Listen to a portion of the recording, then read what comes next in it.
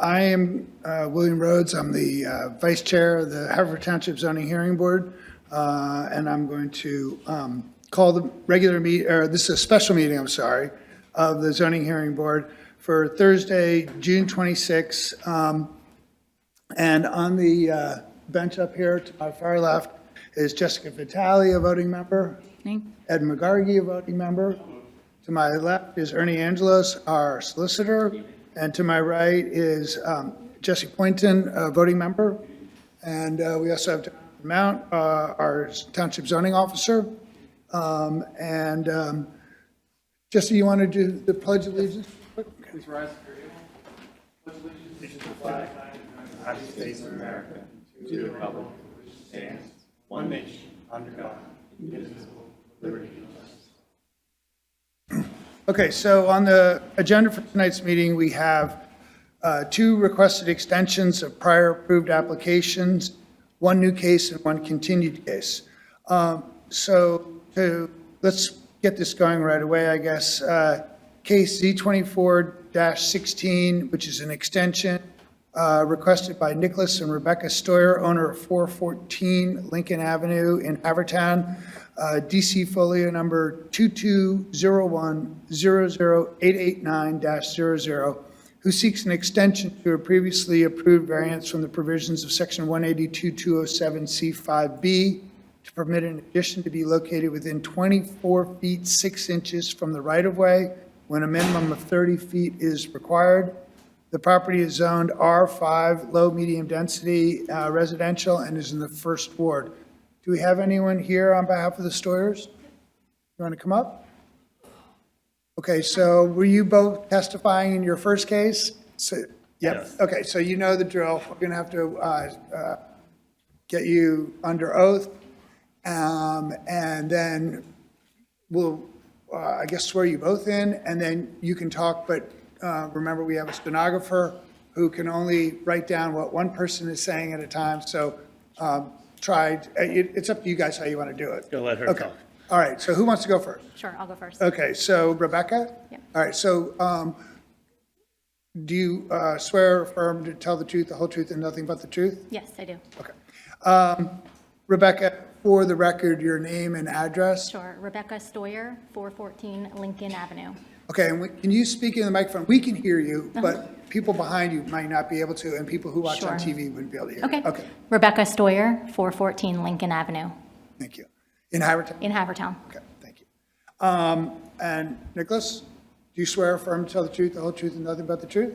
I do. Okay, thank you. And your name, full name and address? Nicholas Stoyer, 414 Lincoln Avenue, Havertown. Okay. So Rebecca and Nicholas, just let us know what's going on with your project and why you'll need the Sure. So we've bid it out. We have it narrowed down to one or two GCs that we'd like to select. When we were sort of ready to move forward with the project, both of our companies were going through some layoffs, and we were kind of, deciding financially what we were prepared to do. Now that we're ready to move forward, we've got GCs kind of scheduling out several months. So we're just looking to extend it to be able to kind of get on the schedule. And what's the expiration date on your existing approval? It was mid-May. It was last month. So it's lapsed? Yes. Okay. And do you have a sense of how long either or whichever is your preferred GC is telling you that they would need to complete the project, not just start it? Sure. They're telling us about 3 to 6 months, is it? Okay. So if we were amenable to a one-year extension, that would suffice for you? Yes. I mean, we'd certainly love more, but I don't think that's an option. We generally don't do more unless there's a really large, complex project, right? In which Understood. case they know upfront they're going to need more. Sure. And so particularly on extensions, there have been people who have come and asked for a second extension at times, so. Yeah, 1 year should be sufficient. All right. So Ernie, well, let me see. Does anyone have any questions of the applicant for the basis for the extension? No questions. Jesse? No questions. All right. Would anyone oppose granting a one-year extension as requested? No. Okay. Anyone from the public here, anyone who received certified mail or regular mail about this application who wishes to testify? Okay, anyone at all from the township who would like to testify about this case? Okay, so I guess we have a motion on the table to grant a one-year extension of the application that would expire 1 year from the date of the original application. Okay. I'll second it. Okay? Jesse? Aye. I Jessica? agree. Ed, you? I agree. As do I. Your extension granted for nothing. Great. Thank you. Okay, thanks. Oh, just for clarity, 1 year from the date of the prior, when your application, 1 year from the date of the expiration of your prior approval, right? Yeah. Yeah. Okay. Thank you. Okay. Thank you. All right, our next extension case is Timothy and Megan Carver, owners of 820 Beechwood Road. Okay. I'm just going to read the application in for a second into the record. So this is case 24-01, Timothy and Megan Carfrey, owners of 820 Beechwood Road, Haverford, PA, DC folio number 220600236-00, who seek an extension to a previously approved variance from the provisions of section 182-711.B1 to provide no separation from the rearmost portion of the main building where 10 feet is required to construct a single-story addition and deck. Property is on R4 and is in the 6th ward. I presume you are Tim? I am. All right, Tim, good to see you again. And you. I need to swear you in. Do you swear or affirm the testimony you're about to give is the truth, the whole truth, and nothing but the truth? I do. Okay. And your full name and address? Timothy Carfrey, 820 Beechwood Road, Havertown, Pennsylvania, 19083. It's Carfrey. Okay. Thank you, Tim. So, Tim, tell us a little bit about the project Sure. and the nature of the delay and. Sure. So we appeared before this committee in January of '24, seeking this variance that we were granted with a 1-year date. We started the project. We got permits done in like sort of the September timeframe, and because of many scheduling delays, we started the project in January. I come to realize that the extension was necessary, so I'm here to ask for a 1-year extension from the original date, which would give us through the end of this year.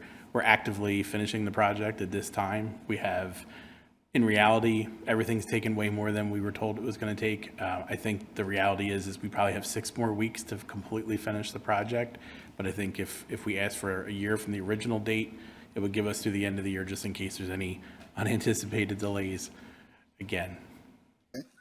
Jesse, any questions? No question. Ed? Since you already started the project, has there been any issues with the neighbors being concerned about it affecting their life? No, I've been very active with reaching out to my neighbors. We're a close-knit community. My one neighbor next door did, ask me to replace some grass that got messed up, which I agreed to do as soon as we were done moving equipment in and out. So no issues. Okay, thank you. Jessica? I don't have any questions. Okay. I'll ask the same question. Is anyone from the township who may have received certified mail or regular mail in this case wish to testify? All right. Anyone else from the township? Anyone?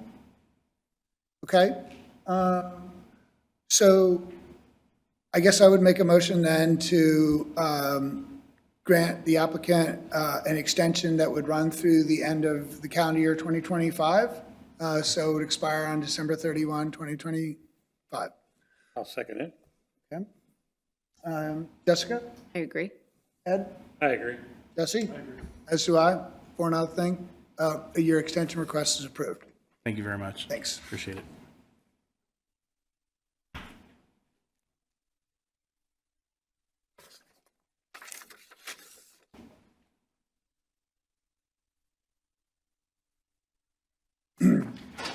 Okay, our next case is a new application. It's case Z25-22, Eileen Corbett, owner of 452 Colfax Road in Havertown, DC folio number 220300609000, who seeks a variance from section 182-206C9 to add 52.5 square feet of additional impervious surface for a porch overhang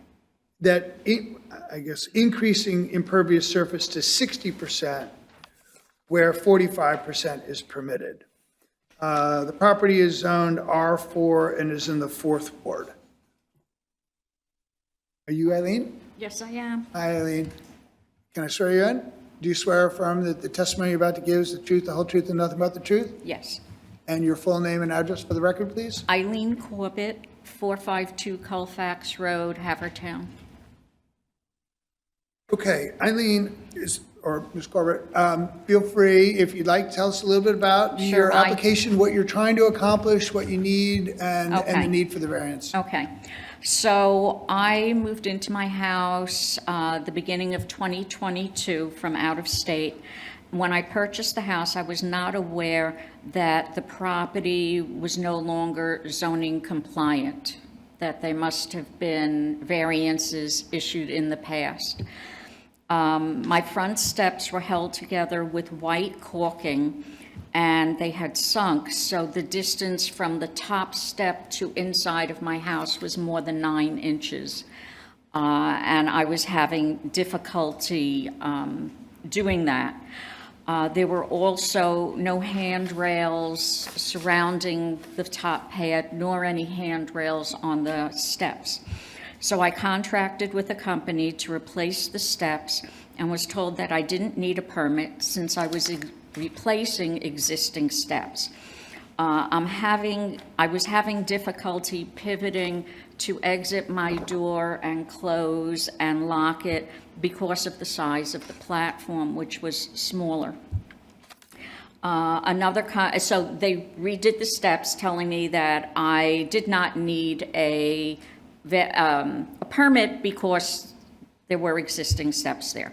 So then I contracted with another company to match the overhang over the door to match the enlarged steps. And I don't know where that 52 square foot comes to, because that is probably now the whole pad. Where I had an existing pad before, I really only increased it by a foot on each side. So a foot on one side, a foot on the other side, by 3 foot in length would only be like 36 square feet additional, not the like 52. Anyway, so it appears that when the new company came to apply for permits, my property must be flagged as already being non-compliant, so no permits could be issued. So I'm here to apply for a variance so that I can make my steps safe. I need the railings on the sides of the platform and also the steps. In your paperwork, you should have a doctor's note regarding my disability. I do have Parkinson's, which is a progressive illness, and it is affecting my movement and balance. And that's really why I need the handrails and the steps and needed the enlarged pad.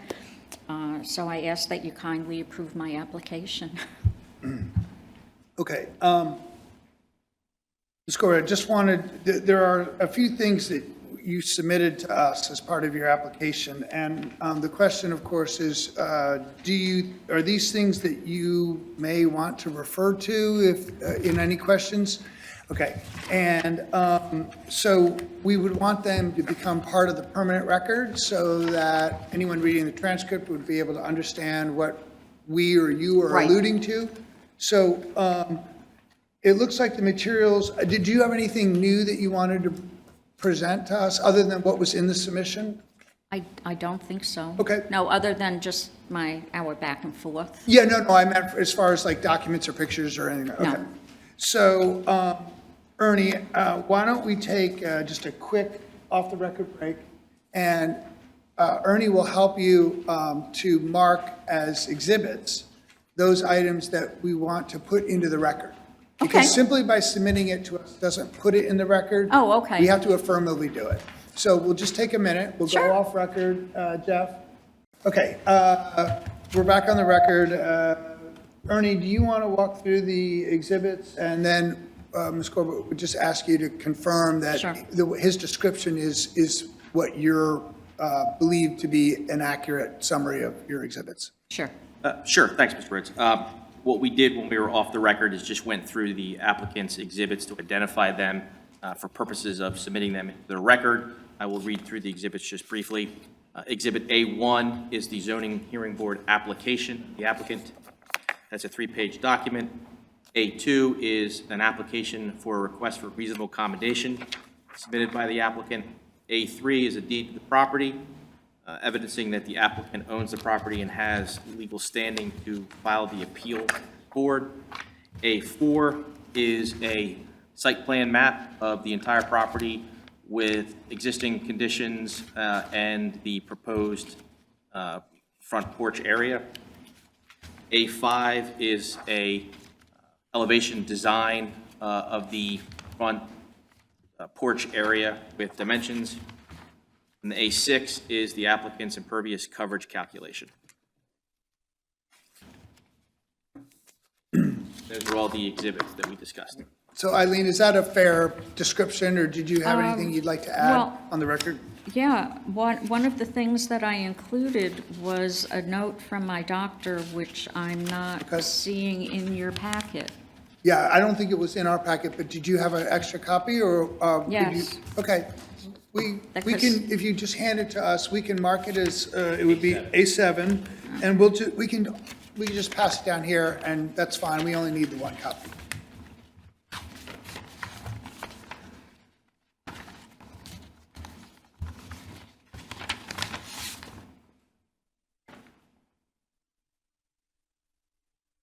For the record, the applicant handed up a letter from a Dr. Aaron W. Lasker, MD, who marked it as A7. And just for the record, he's with the University of Pennsylvania. So, was that a fair description then? Yes. And was there anything else that you'd like to? No, that was put in the only record? thing Okay. that appeared missing. So, you would like to have all those exhibits moved into the record? Yes. Okay. So move. Okay, so you gave us a little bit of a discussion. Was there anything else before we can ask people if they have questions? No, I think that that's it. So let me just ask, just make sure I understood the timeline. You engaged with a contractor to replace your steps, and they did the step replacement? Yes. Okay. But then at some point you realized that you still need some handrails on the stairs, and then you decided that the steps that led onto your existing patio, is that right? Okay, okay. It wasn't just the steps that were replaced. Okay. Okay, it's the steps and then the pad that you step onto, that your door opens onto, Okay. okay? So it was, That was all replaced. and, What I think you said, though, was you had an initial pad, Yes. and then what you did is you just extended with a new pad, 1 foot on either On side. either side, Okay. correct. so you removed the old pad and the old stairs? Yes. Started fresh? Yes. You replaced the stairs that were largely, were the same dimensions as the other stairs, except better? Right, Okay. And the landing in front of your door at the top of the stairs was a direct replacement, albeit 1 foot wider on 3 sides? Or just two, or just the sides? just actually, it might have come forward, but not beyond where the pathway had been. Okay. In other words, it did not move it did not bring the cement further into my front yard at all. All of the shrubs that I had by my walkway were not even disturbed. Right. Okay, so it's only on either side of the door where I gained dimension. Okay. So it was widened? Yes, it was. Okay. And you said widen roughly by about a foot on either side? Correct. And roughly how deep is this, was the existing pad or is the current one, from your door projecting forward towards the street? Is it 5 feet, 6 feet? Oh, no, it's just, Well, wait, I think Yeah, that maybe one of the things actually has the diagram of that. Exhibit A4. It has 7.5, I guess, feet wide, but I can't tell the depth. 5.1 maybe? Yeah, that sounds, and that is about what it had been. Yeah, you want to come up and just verify that that's what that's supposed to be? Yeah, that is. Okay. So in Exhibit A4, the increased dimensions of your front porch landing area at the top of the stairs has been widened as indicated by the red lines. Yes. Okay. And the walkway from your driveway to that was there before? Or okay. And so, and then this little space at the front of your patio, is that new or was that, does that indicate a step? This little, Rectangle. yeah, this Well, little, that's where the steps are. okay. Yeah, those are the steps. Those are the steps. Okay. All right, thank you. I don't have any other questions this time. Jesse, do you have any questions? Ms. Corbett, you testified that you moved in 2022. Was the pool and patio that is depicted in A4 already present on the site? Yep, Okay. And that's probably what put the overall coverage over. Is that fair to say? Is that your, yes, is that your that's belief? what I assumed. Okay. I don't have any other questions. Ed? Yeah, we were talking about the patio or the step outside. Was the roof enlarged too, over this pad?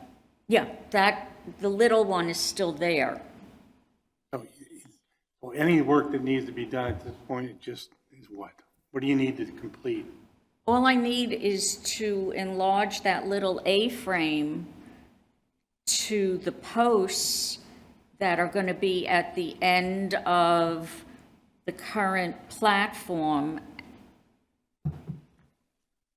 In other words, basically, I'm putting it out a foot further on each side of that little A-frame, and then whatever comes forward, which I don't even think is a foot. Because when I stand under the A-frame now in front of my front door, I don't get wet.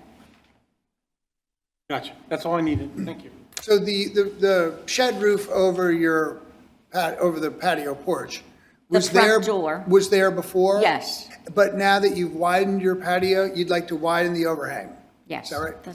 That's exactly it. All right, Jessica? I don't have any questions. All right. I don't have any other questions either. Let's see, is there anyone here from the town, a resident of the township who received certified mail who wishes to testify in this case? Or any resident who received regular mail notice about this case? Or any resident at all in the township, or anyone else who wants to speak about this case? Okay. So I don't yet know how late we're going to go tonight, but we do have to end before 11. If we can get to the decision tonight, we will try to do so. If not, we have a meeting only a week from today, and we will try to render the decision by that point if we cannot do it tonight. You don't have to stay. You can call Jonathan in the morning to find out if we were able to make a decision tonight. And if not, we will it'll be at the beginning of the agenda next week. Okay, just out of curiosity, since there were extensions before me, how long is the variance usually good for? Typically, if the board decides to grant a variance for a project of this scale, it'll probably be 1 year from the date of the approval. Okay. Okay, I will be And that's patient. just to complete the project. The variance will run with the property, but just to complete the Yeah, project. just complete the work. Oh, okay. Well, I'm going to sit and enjoy the rest of the meeting. Yeah, and so we've moved your exhibits into the record at Okay. your request, right? So at that, we'll close this case. If we can get to the decision tonight, we will try to do so. Otherwise, it'll be next week. And for the record, that's Thursday, July 3rd is the next meeting date. Right. Thursday, July 3rd. There you go. Thank you. Thank you. Or is that July 2nd? I can't remember. It's Monday. Yep.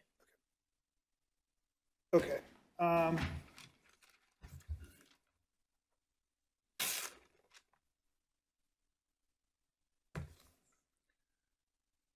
Okay. Jen, welcome back. Let's see. Give me 1 second and I'll read you into the record here. Sure.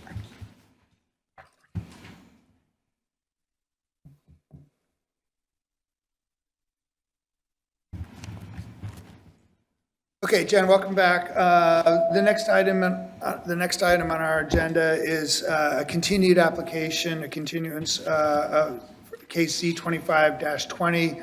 Mustafa Smith Jones, owner of 978 Township Line Road in Wynwood, DC folio number 2208010610, who seeks relief from section 182-203B to allow a change in use from R1A to a mixed-use development containing sports training facilities, associated office and storage, and 8 residential units on the second and third floors. Relief from section 182-203C 1, 2, 3, 6, 7, 8, and 9 to allow for the mixed-use development of the parcel as indicated on the submitted plans, including minimum lot size, required side, I think that's side yard. Requested 5 where a minimum of 15 feet minimum and 25 feet in the aggregate is required. That's side yard setback. And rear yard setback 5 feet where a minimum of 25 feet is required. So this is for dimensions as well as maximum height limitations, which 3-story, 35-foot permitted, and this is a 3-story, roughly 45-foot sought. And from the maximum impervious surface ratio of 30% is permitted and 85% is sought. And relief from section 182-707A3A and 182-707A4 concerning the requirements of the plantings surrounding parking lots adjacent to residentially zoned parcels and the dimensions of paved surfaces used for off-street parking in residential districts. Property is zoned R1A and is in the 8th ward. Jen, welcome back. The applicant had opened his case, and we had gotten through some of the testimony, but there were some expert testimony to come, I believe. We did take some public comment for the people who had sat through a very long evening that night in order to let them get their votes on the record. But this is still the case in chief, so it's up to you how you want to proceed now. Sure. I have some additional exhibits that I would first like to hand up to the board before we move on, if that's okay. Mm-hmm.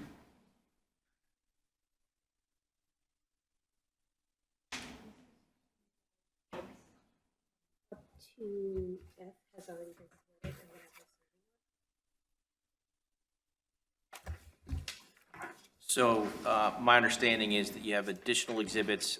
You handed up an exhibit list which has A through L, and my understanding A through F has been already presented and submitted. That is correct. Okay, so then we have G through L, which are the new exhibits. Correct.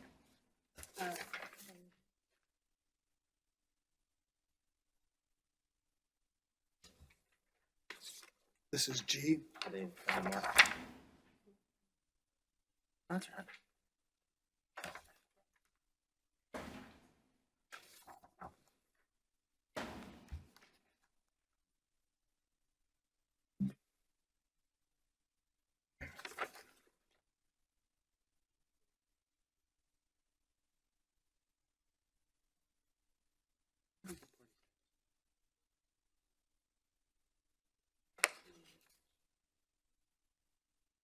Okay, I'll leave it.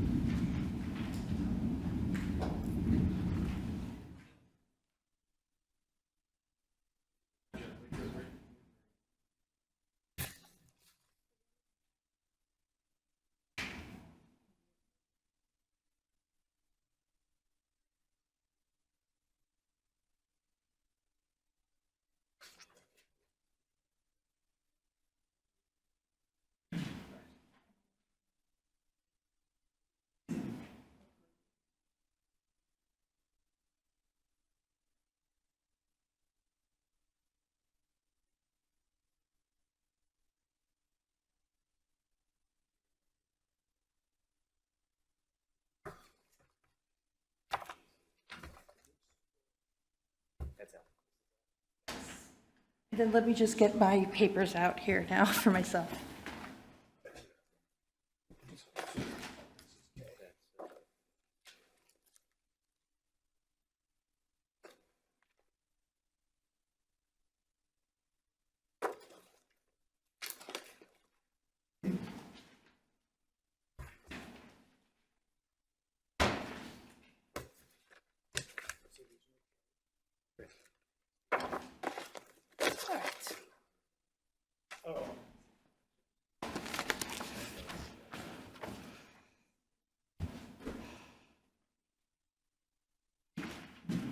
Okay, Jen, you want to run through on the record your exhibits? Sure. Would you like me to run through all of them or just the additional ones?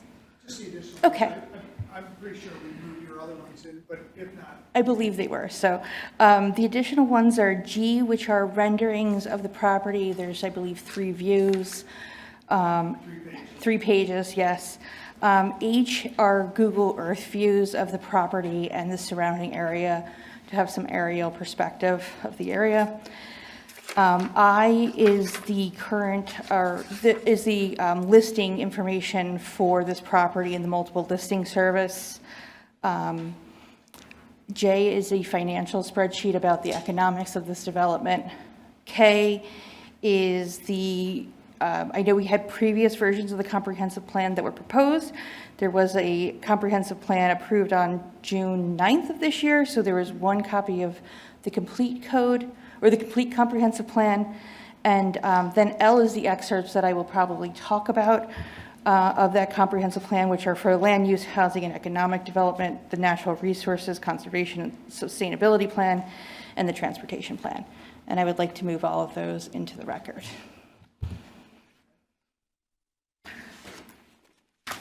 All right. And if there's no questions about that, I guess I can call my first witness. yeah, and are you calling witnesses that have already been sworn in? No.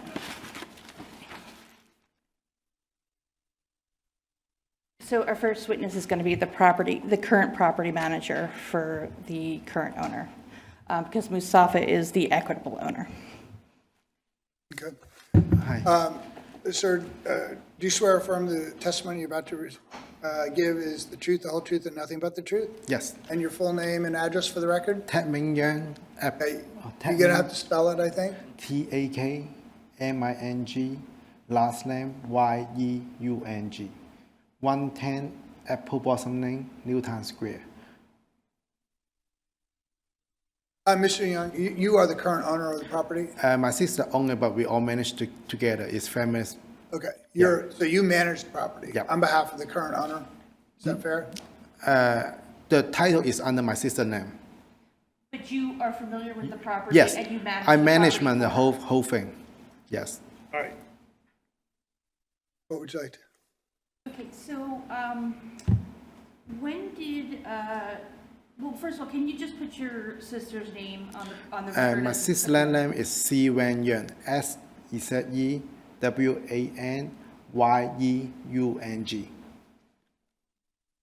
And so when did she purchase this property? And it's back to 2021, September. Okay. And when the property was purchased, what condition was it in? Like, what was the state of any structures, the land, that sort of thing? And she bought it in the, so we beat the house. So it's like the action. So the house is poor. It's no door, no window. It cannot be living condition. So the structure that was on the property was vacant and uninhabitable? Yes, it's all damaged. Okay. And what was your plan for the property when it was purchased? So our plan is we try to build our single home for ourselves to live there because it's good township. Because we used to live in the 6 East Park Road, which is in Haverford Town, is really close to there. So we try to build a house over there, but end up we didn't do it. And why didn't you do it? The reason is they have a record in the police office as well. They have 2 times people break in, taking drugs inside. And then officer went inside to catch those people. And then 2 weeks later, and other people went into the house again. Even the door, we put the wood cover all the window and door. they still break in, and then they're taking drug inside. And then after that, after this happened done, so, and then like 2 or 3 months later, and then people doing illegal dumps. So they dump their construction material behind the back, all the way in the driveway. So end up, we have to spend around 20,000 to clear everything up. Yes. And so, when you decided not to build a home, a single-family home there, is that when you decided to list the property for sale? Yeah, so after the people break in, we decided to lock down the whole house first. We don't want to get anything, people die inside or something bad happen inside. So we lock it down and then we put it on market for sale because we don't think it's safety for us to live in. Because after we driving by on the 69 Avenue, is no people living on that street. So everything is commercial. So we decide to buy another house. And so, this is the listing, that's in the multiple listing service. This is for this property, correct? Yes. That we're talking about? And this is the, exhibit that we had marked, I think, as I, as the multiple listing service listing that I'm showing him right now. So, can you just tell us when the property was first listed? It's back to 2024. After we locked down the building and then we put it for sales. Okay. I'm just saying, so while you owned it, you demolished the existing improvement, so it's just, and turned it into just a vacant lot. Is that right? Yeah, so we try to build the house from ourselves to live. But however, a lot of people breaking in, Yeah, so it's I know. not safe. Yeah, so we decided to lock it down first. So, okay, so nothing has been built. All you did was demolish the existing structure. Yes, nothing be built yet. Because we submit a plan back a while ago. We try to build a multi-apartment, something like that. But end up people keep trying to break in, and then we decide we sell the property. We don't want to get we don't want to get police call all the time. Yes. And during the course of when you've had this listed down, have you received any offers from potential buyers who are interested in constructing a single-family home on the property? No one's submitting anything for they want to build a single-family home, but they have a few people they want interesting to build a multiple family, like the apartment over there, but we didn't accept their pricing. Yes. But no one. Didn't accept their what? Their price, yes. Because they want to get approval first, same as this, yeah. But no one has submitted an offer No one. without contingencies on zoning No. or anything like that? And no one submitted anything indicating that they wanted to build a single-family home? No, on the no one property? wants, no one want to build a single home over there. Okay. Is there anything else, for you personally, you talked about some safety issues that, made you rethink about you personally having a single-family home on the property, like its location or condition or anything like that? Yeah, we wanted to be safe. The first reason is, and then Haverford Town is always safe for us. I live in Haverford Town for 10 years. So after that's why we bought the property in the City Avenue, and then we try to build a home or extend it over there. However, end up, people break in, police call, and then they are really, because on the other side is Philadelphia. So that's why we decided to move to other area. Okay. Yeah. Is there anything else you want to add about the property or about trying to sell the property? Or do you think we kind of covered everything? Yeah, we want someone who can take care of that lot. Because I drive by to work every single day. So I own a restaurant in Manila, so we drive by every single day. So I want that one to be popular and successful. And then I know they just rebuild the hotel, just causing the house too. And yeah, so I want to looks good. And just for the record too, you did hire a professional realtor to list the property, correct? Yes. Who's, and put it on the multiple listing service to market it, Yeah. and has done other marketing as well, correct? Yes. That's it, if you have any questions. for- Jessica, any questions? I don't have any questions. Ed, do you have any questions? Witness? Yeah, I'm just looking at the listing, and it says something about amazing development opportunity for a vacant lot in Haverford Township. It is located in a high-traffic, high-visibility area. It is used for a single-family home, which has been torn down and cleaned up.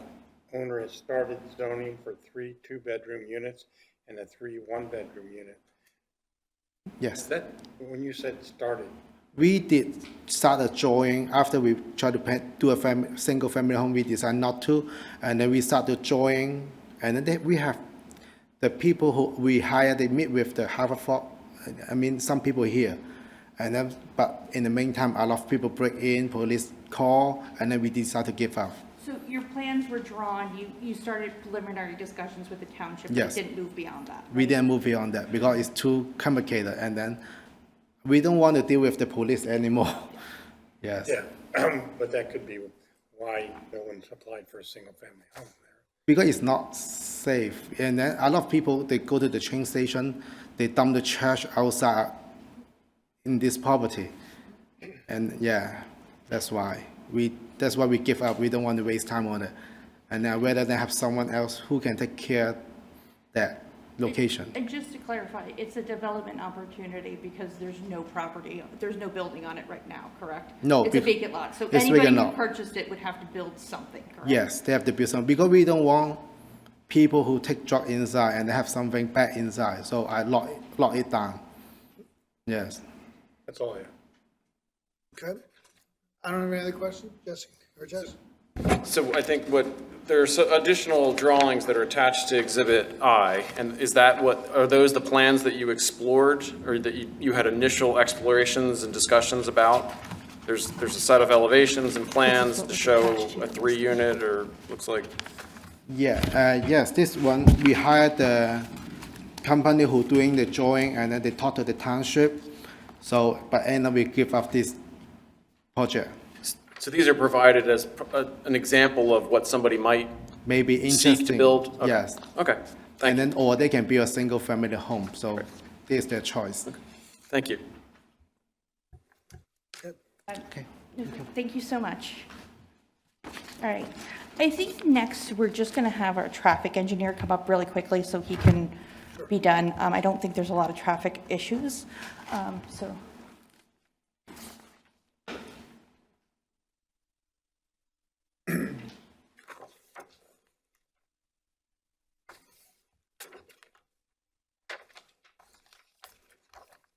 All right, swear you in.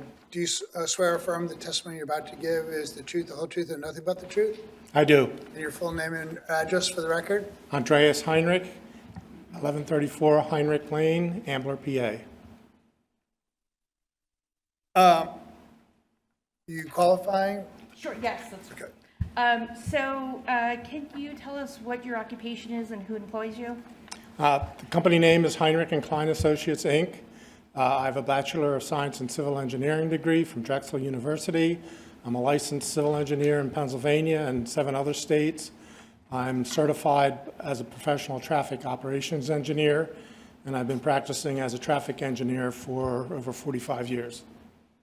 And so with that, I would like to certify this witness as a traffic engineering expert. Any objection? Jessica? No, good? Ed? Okay. Jesse? No. Okay. You have any concern? No, I was just going to ask if he had been accepted as an expert for any zoning hearing boards in the area, Many. And a long time ago, front of this board. well, different members. I preceded Dave Schultz in the testimony for the stadium. So just a little side note. I have nothing else. All right, and all your licenses are current and all that? Yes. Okay. I think we're comfortable having him testify as an expert in traffic. Great. So are you familiar with the traffic study that was submitted with our application? Yes, I prepared that. Great. Can you just explain a little bit about how that study was performed, the methodology, that sort of thing? Sure. Let me start off with trip generation. We estimated that this development would generate a little over 300 cars a day, total inbound and outbound, with morning trip generation of 27 trips and afternoon trip generation of 53 trips. Now, I want to qualify that a little bit. This application must get a highway occupancy permit from PennDOT eventually. So these calculations on trip generation have been done using the typical methodology using the Institute of Transportation Engineers publication entitled Trip Generation Manual. Now, the numbers for the 8 apartments are pretty straightforward, but for the basketball facility, the closest land use to that is what's called an athletic club. But that is, if you recall the testimony of the applicant last time, it's kind of more of an intimate atmosphere of the number of people he'll be working with, so forth, at the site. An athletic club presumes games, practices of teams, basketball teams, 1 or 2 teams typically in a game, so to speak. So I expect this trip generation to be largely overstated. The numbers are likely to be much lower. So, but again, like I said, for the fact that we need it, the applicant needs a highway occupancy permit from PennDOT, we've used these numbers. So going forward with that, what we did is we went out and took traffic counts along Township Line Road, and then we did some analysis. We layered the traffic that the proposed development might generate onto the existing traffic. We added a little bit of traffic growth based on PennDOT, Bureau of Planning resources, and then we analyzed the driveway that would serve the site. And as you might expect, making a left turn out of the driveway during rush hour is a difficult operation to make. So what we did is we also went out there and did what is called a gap study. We actually, with a stopwatch, measured gaps in traffic to see how frequently a car might be able to make a left turn, a right turn, and a left turn into the driveway. And based on that methodology, and by the way, this is acceptable to PennDOT as well, based on that methodology, we found that there's more than adequate gaps to make a right turn out or a left turn in, but there's less gaps to make the left turn out.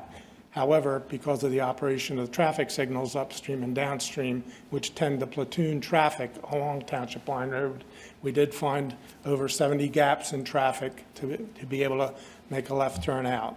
So Over what time period, 70? the morning rush hour and the afternoon rush hour, that's almost identical.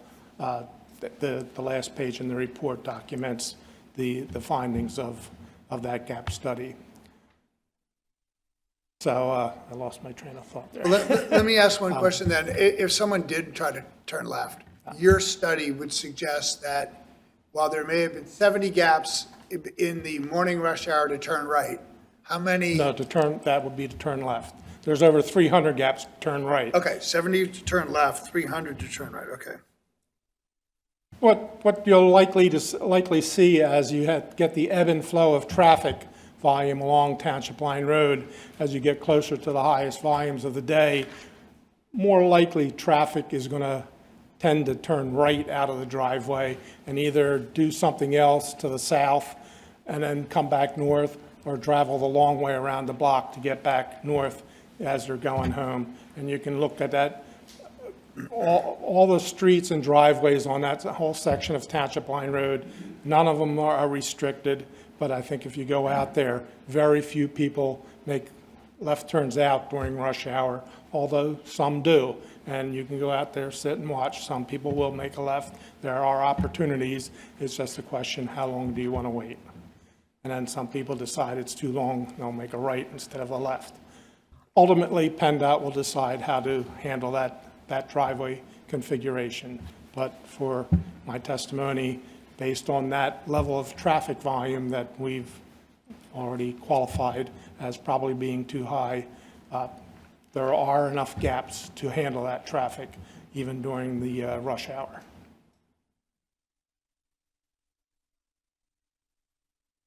So I guess in conclusion, even with based on the methodology you need to use for PennDOT, you believe it's overestimating what will actually be generated. But even with those increased numbers, this project would not have a significant negative impact on the surrounding traffic in the area. Yes. Township Line Road carries 28,000 cars a day, 2,200 to 2,300 cars an hour during the rush hour. As I said, even with these inflated trip generation estimates, 300 cars a day versus the 28,000 that are already out there, 27 or 53 cars an hour in the 2 peak hours versus 2,200 to 2,300 cars out there. It's still a very small volume of traffic that will be added to the roads. Anything else? That's it. So what was the average weight that someone who wanted to turn left could be expected to make? You had said, I think testified, that there are 70 gaps for a left turn during a single hour. Is that right? During rush hour? During the highest hour. Yeah, during the highest hour. So, and that yet there would be 27 vehicle departures or No. arrivals? No, it's 27 in the Trips morning in rush and hour. out? That's 27 total inbound and outbound. Okay. So, for example, in the morning rush hour, oops. Get the right figure here.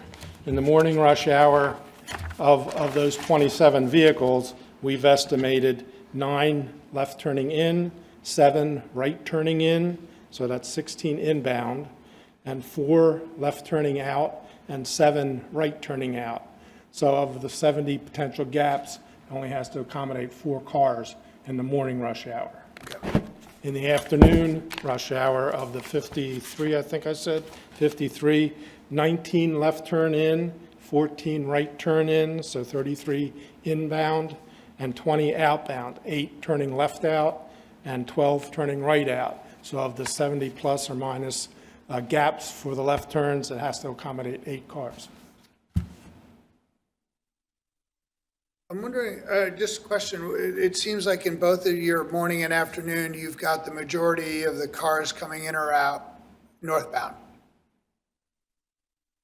Well, oriented to from the south, yes. Yeah, right. Cars coming Yeah, from the south. I think our Sorry. estimate is about, I think it was 57, 43% split, something like that. And why do you think that more cars typically are going to, coming in, will be coming from the south rather than from the north? We looked at the traffic patterns of traffic going back and forth on Township Line Road, and that's what the split. Okay, so Works out. you were deriving that from just existing traffic, not necessarily the applicant's particular use or his client base? Yes. All right. Anything else before? All right, Jessica, do you have any questions for I don't, thank you. Ed? No question. Yes? You may be getting to this in another part of your testimony, or your presentation, but did you want to touch on proximity to public transit and pedestrian accessibility to the site and how that might impact the amount of traffic? Well, obviously, I think we do have a short paragraph in there on pedestrian accommodations, is what traffic engineers call it these days. So there is sidewalk along Township Line Road. There's also the train station right next door. There's also a SEPTA bus route on Township Line Road. So all that comes into play to help reduce the trip generation. However, for the purpose of the traffic study, we did not make any deductions. We've just reported the availability of those features, those pedestrian accommodations. Thank you.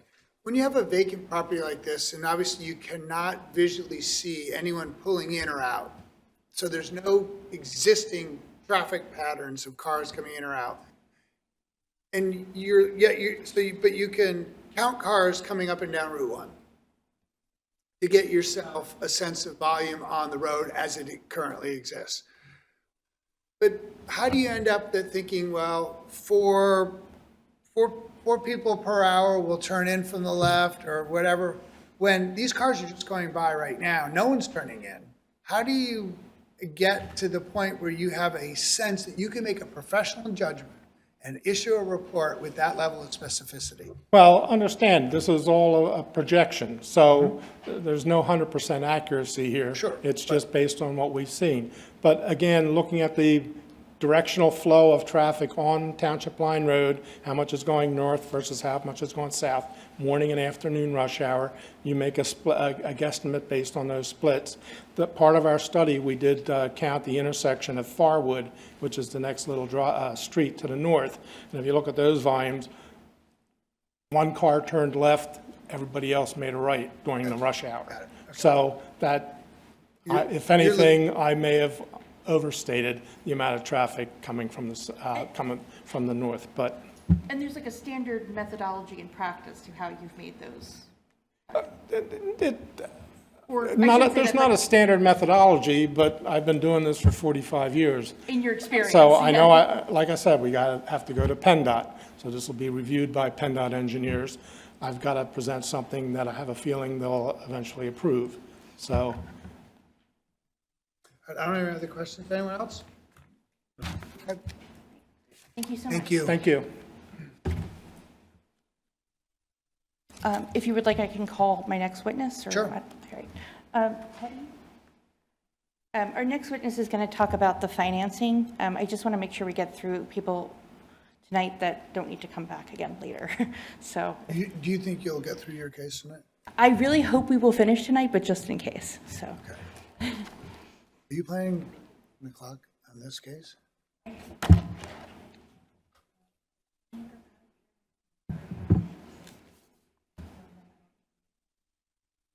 Okay. Good evening. Hi, good evening. I need to swear you in. Do you swear or affirm that the testimony you're about to give is the truth, the whole truth, and nothing but the truth? Yes, I do. And your full name and address for the record? Sure.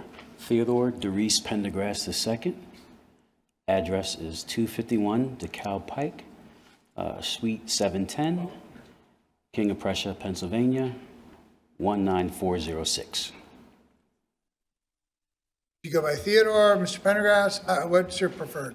Teddy's fine. Ted, okay. Yeah. Ted, Or Ted. Yeah. Are you going to question your witness? Yes. Okay. So can you just tell us what your occupation is?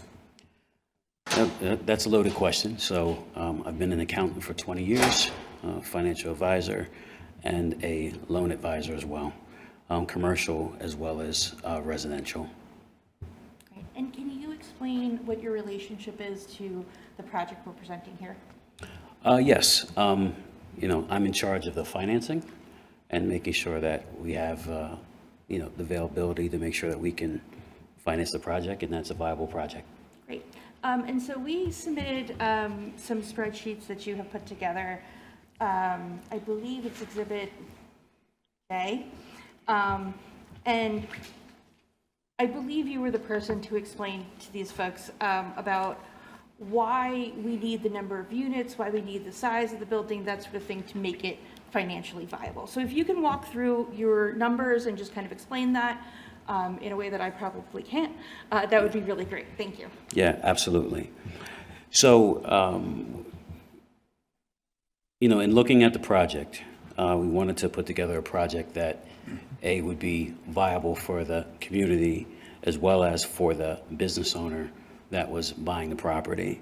So in looking at that, we talked about not only having the gym, but also making sure that we had revenue generating units on that property as well. And of course, those units came in form of the apartments, right? So initially, when you look at the first part, we see 8 units, 8 two-unit apartments. Income per unit is $3,000 per unit. So the monthly revenue on that property for those 8 units would be $2,400. We also, $24,000 monthly revenue. We also included the training facility, which the rent on the training facility I have listed as $7,500.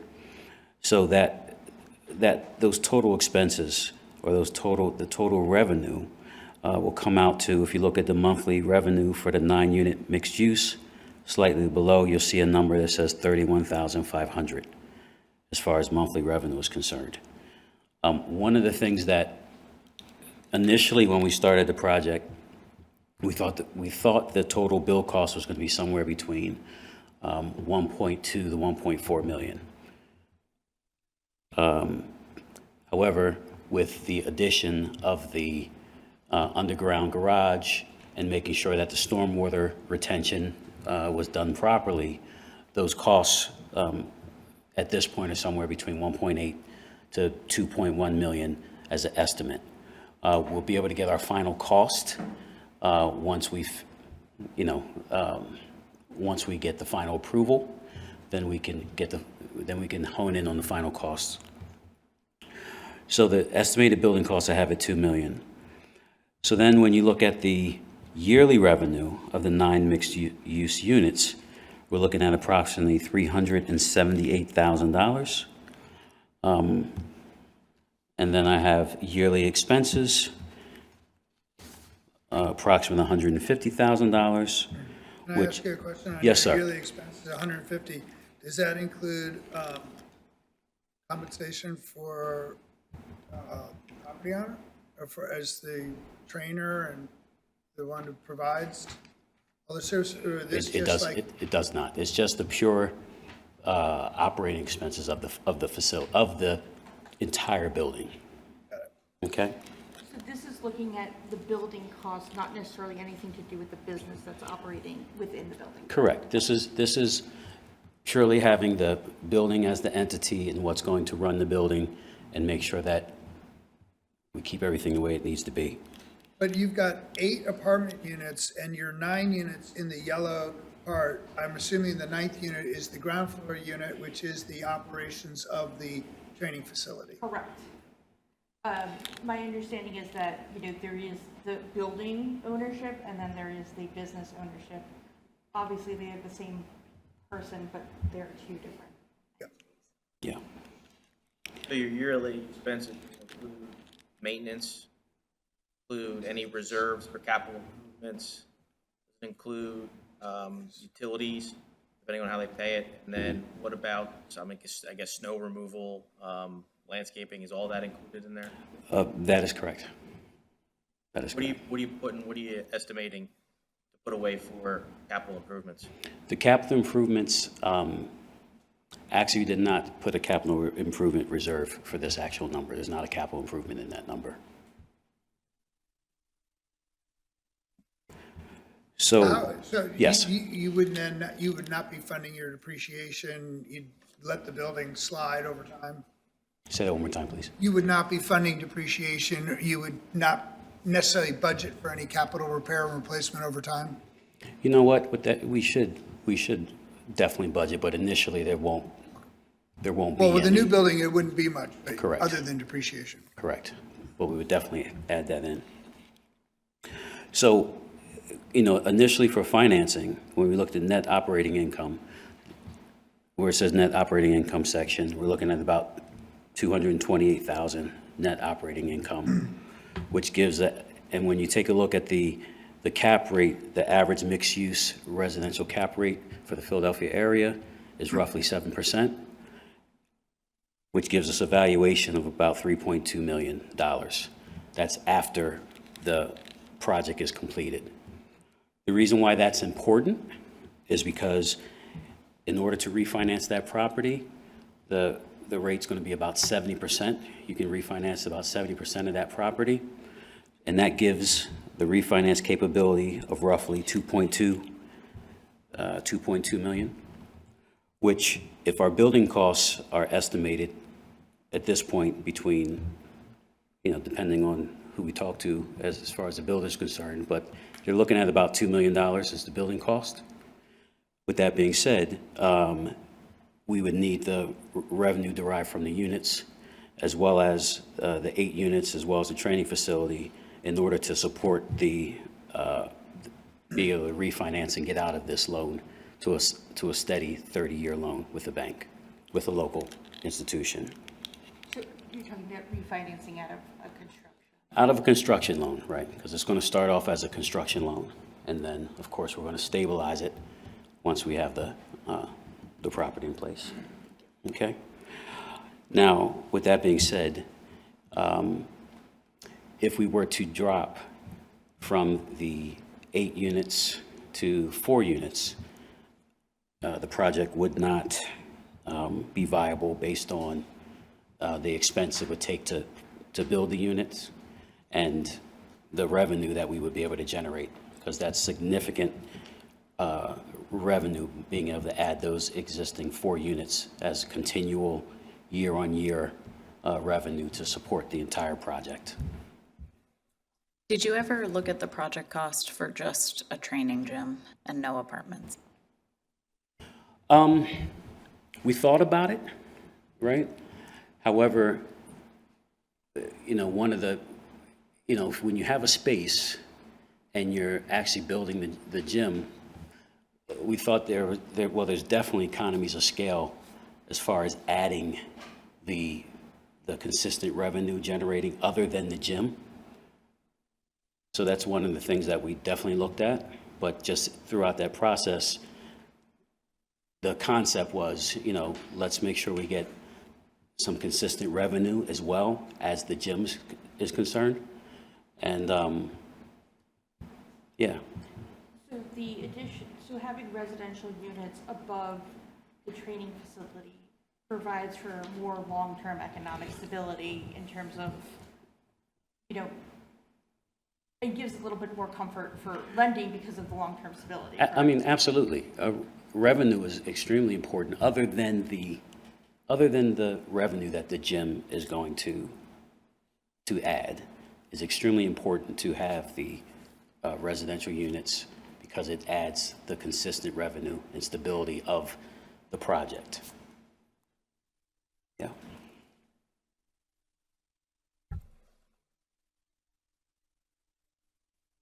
So in summary, with their plan as proposed, there is some sort of stability and ability to have those financing options to refinance out of a construction loan.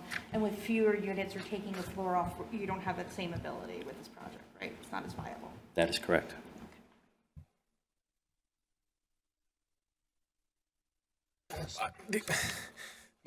I'm not here to rain on your parade, but I'm very suspicious of $92 a square foot for this construction. I'm an architect. I build buildings very similar to this. I'm thinking, as soon as I saw this, I thought this is a $10 million construction. So I don't know who's building this for $2 million. I really hope you find somebody who can do it for that. Underground parking is very expensive. A competition basketball court is very expensive. Brick facade, as you're showing, very expensive. The structure to span that, very expensive. I just don't know how this is a sub $100. I mean, vinyl sided wood frame residential construction is $200 a square foot easy, if not more. So I really would question the construction cost. That's my only comment. But I hope you can find somebody who could do it. That would be amazing. Yeah, understood. So just to make a comment on that, these, I'm going based off of the numbers that were given to us by the builder. Yeah, so I would definitely respect that. Okay. Any other questions, Jesse? Ed, any questions? No questions. Jessica? I don't have any other questions. Thank you so much. All right, thank you. Thank you. Do you mind if I take a brief sip of water? Yeah, why don't we just take a 3-minute break here? Jeff, why don't we just go off the record, and then we'll sprint through. You've got... 2 more witnesses. Okay. I swear you in. Yep. Do you swear or affirm the testimony you're about to give will be the truth, the whole truth, and nothing but the truth?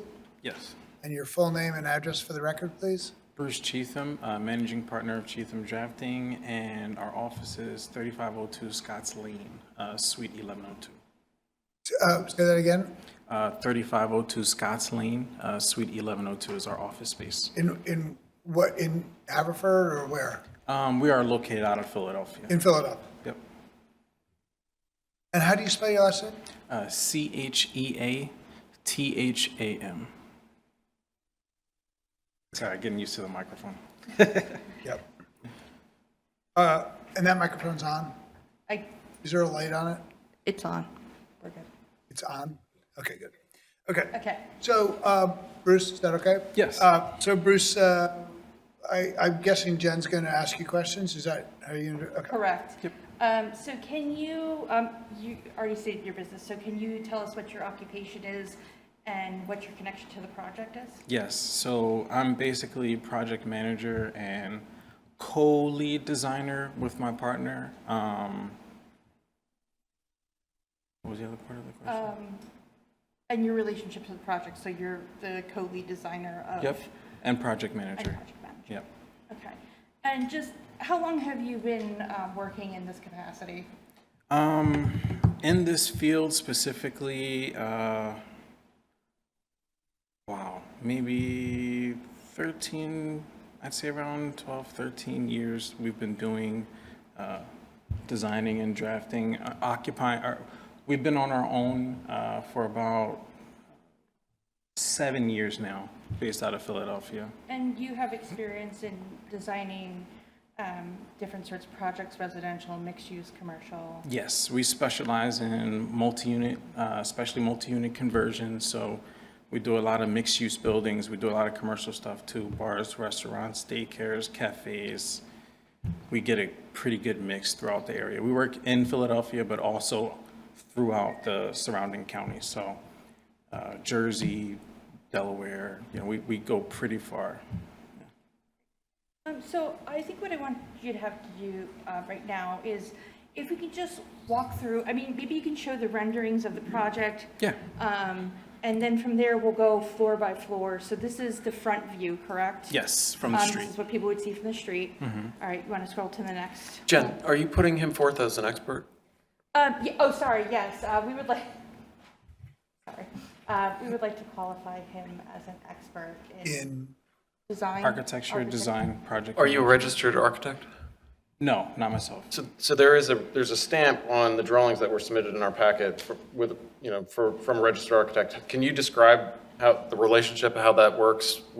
Yeah, that is our project architect, William Ritchie, and he does the review and like a higher up management for our larger projects. He's an employee of your? Yes, Oh, yes. So we could qualify you as an expert in architectural design. Yeah. We also have engineers on staff, but they're not present for this kind of thing. Structural. What's your educational background? I graduated architecture from Stevens out of Lancaster in 2014.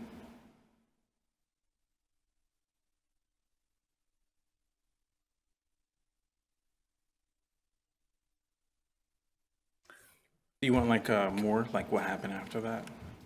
Yeah, I mean, what, go ahead, yeah. Did you work for any other companies? Do you have any Yeah. additional education? If you could put that So together. several architecture companies, we did commercial architecture. So I was designing hospitals and churches and big theaters, things like that, for many years. That was before we came to Philadelphia. Once we came here, I was working for U & Cole as a project manager and also BIM specialist. So I was the guy, basically, if problems happen, you come to me. So would a more narrowly focused qualification be for project management and project design, Yeah, you can sounds say that. great. as opposed to architecture, right? Yeah.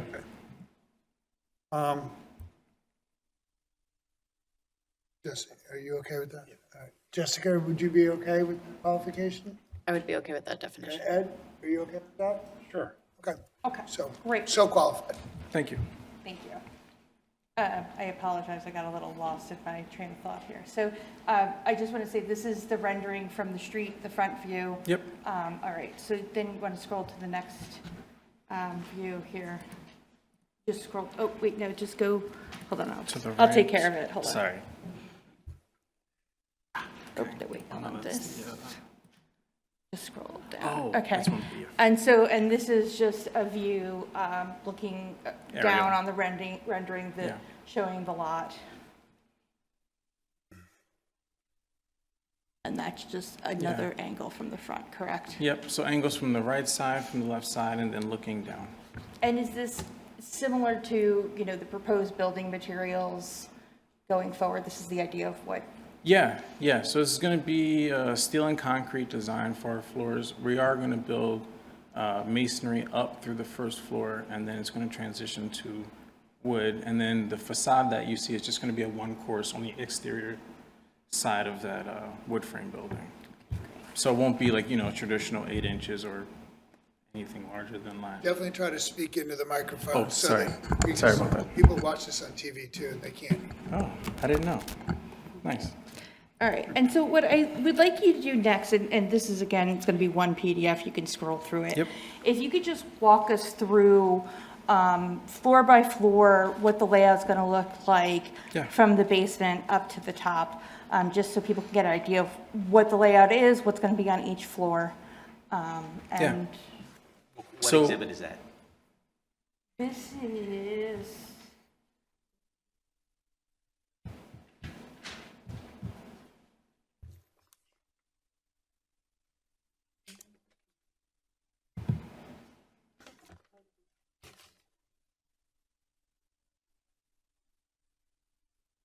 Site plan, zoning maps, I mean, doesn't look like there's anything in there.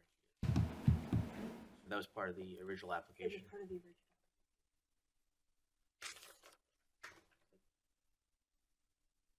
Original application, Exhibit A has zoning application, supplemental documents, sketch plan, review letter, traffic study, stormwater management plan, agreement of sale. I'm not sure, I mean, if you want to use it, maybe we should list this as a further exhibit, just to be, because I don't know where sure, it is. I would be amenable to that. There are copies that are in the file, so if we can move that in as an additional exhibit, Yeah. that would be great. So we'll do that as what, Exhibit M? And, M's the plans.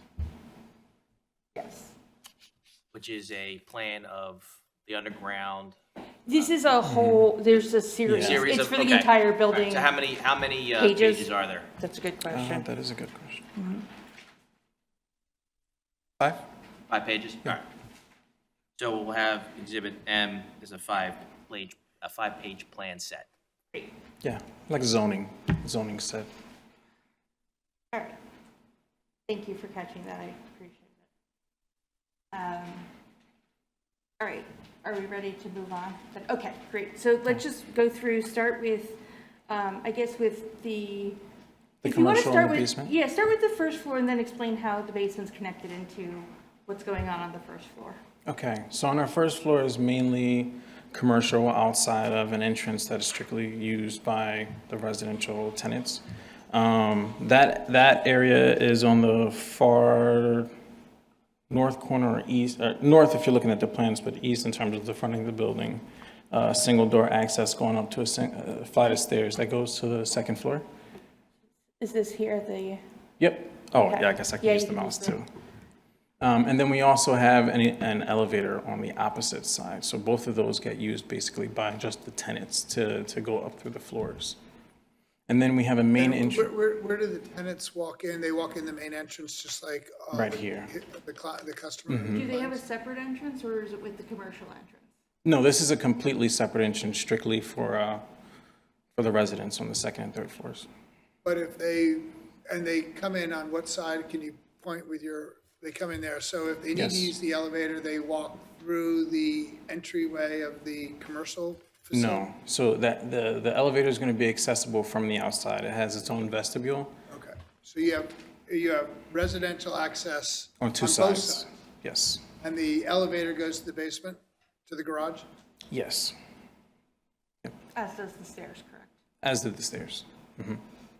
And so there's essentially three entrances, one for the commercial business and And two two for for- residential. Yeah.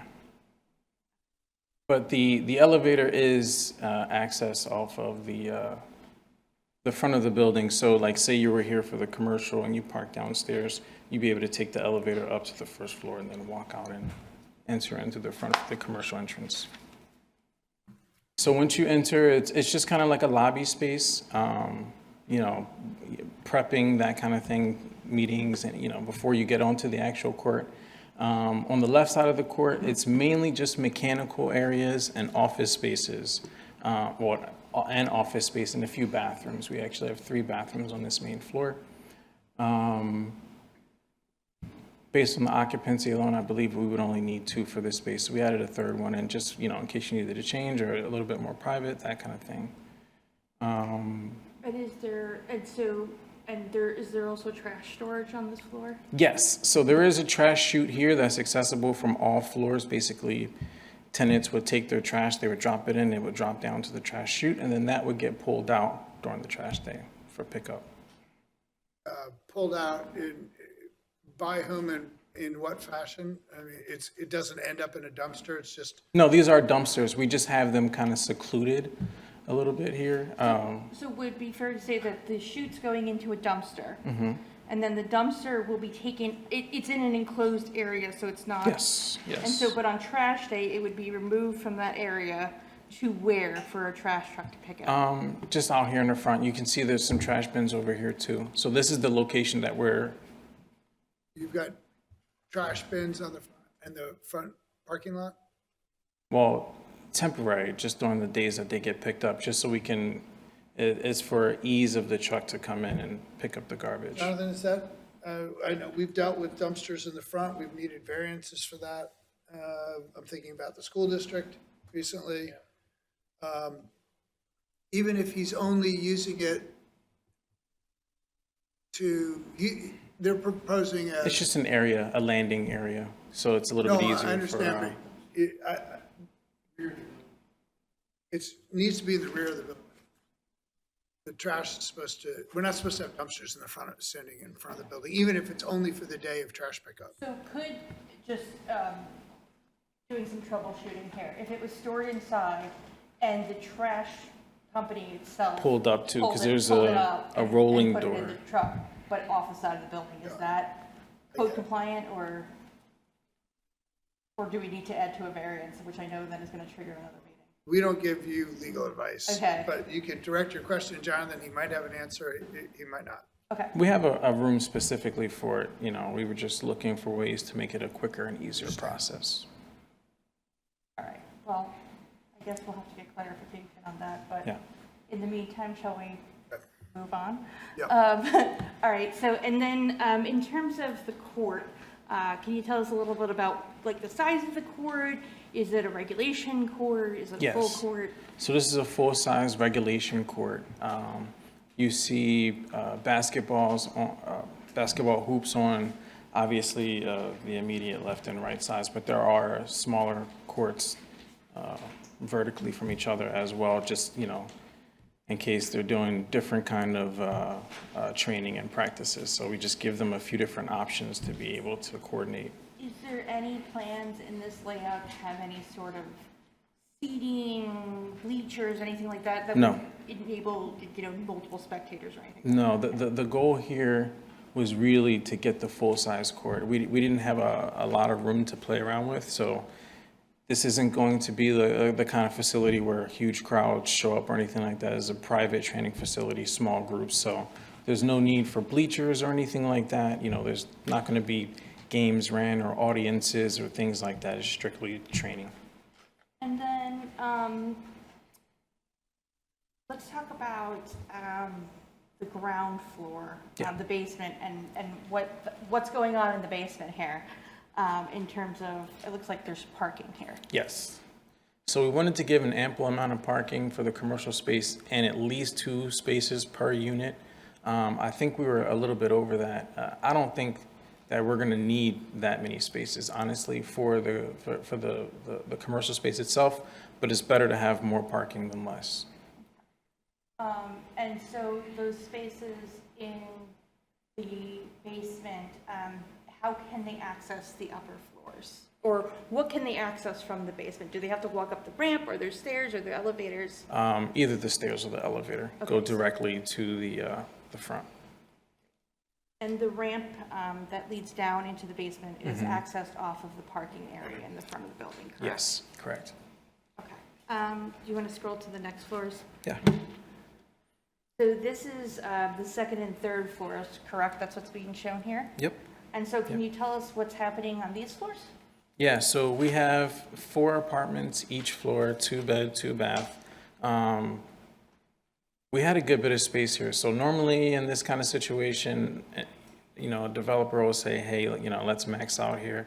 Let's try and get maybe 8 units per floor to try and get something anywhere between 15 and 20 units on the upper floor. But we took a slightly different approach. We're looking to keep tenants, you know, for a long time. We're not looking to build out small apartments where you might have like, you know,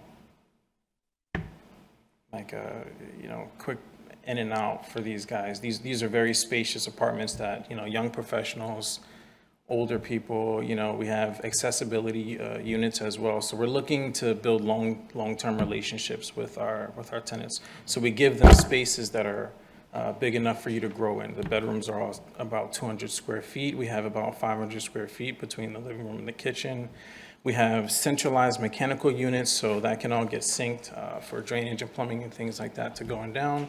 And then it's also accessed from the hallway, so it's not like, you know, you have maintenance people going into units to fix things. If, you know, if you need some kind of maintenance, then they have their own dedicated spot for that, and it doesn't interrupt the units itself unless obviously it's inside the unit and something's going on with plumbing, mechanical, things like that. And do the units have any direct outdoor spaces? Yes, all of the units have some type of outdoor space. Some have two, but everyone has at least one. And are any of those outdoor spaces facing the rear of the property towards where maybe residential properties are? No, not towards the rear or the front. So they're placed, I'm looking at the plans, they're placed on the sides of the building. Yes. Which face the dentist's office. Mm-hmm. on The one parking side. lot and then, The parking lot for the dentist's office on the one side, and then the park on Yep. the other side. Okay. Can I ask a question so I don't have to come back to it? Are those balconies that are shown? yes. How close are those to the property line? So we are about 5 feet off from the building. The balconies themselves are 3 feet, but they are, I don't have the exact, maybe in this section here. Elevation, about 23 feet above grade. And you mentioned 5 feet. The one side of the building says 3'10". At the rear, the lot is slightly skewed. Oh, is that right? Okay. Okay, thank you. Are there any amenities that are going to be offered to the tenants, like a meeting room? Yes. So we have meeting rooms, and we also have a gym in the space, basically for any of the tenants to use freely. And where's the meeting room, the gym? So the gym is going to be here on the second floor, and then the meeting would be on the third floor, same location. In the space directly above the gym. Yes. The layouts themselves are not directly duplicated, but some of the units transition up. So we started with basically engineering first and going through the structural to make sure, you know, that all of our loads are coming down, correctly, and then we jump into design from there. So the idea is ease of mechanicals to make sure that all these things work correctly. So there's a lot of stacking. So looking at these two floors, it looks like they're largely a carbon copy of each other, except for the lower right unit on the second floor, different than the lower right unit on the third floor. Is that because one of them is going to be an owner-occupied unit, so it was designed a little differently or laid out a little differently? Not necessarily. We have a leasing office on one floor. So, you know, somewhere for the staff of the building to, and then that, you know, slightly changed Can you show on the plans where the leasing office would be? right here. So this room right here is just mostly just office space on the second floor. So that way, like, say you were coming to look at any kind of units or anything like that, you're making a walk of the building, you come directly up the stairs, and then it would be, you know, you'd be met with someone. You're not just aimlessly walking around the building.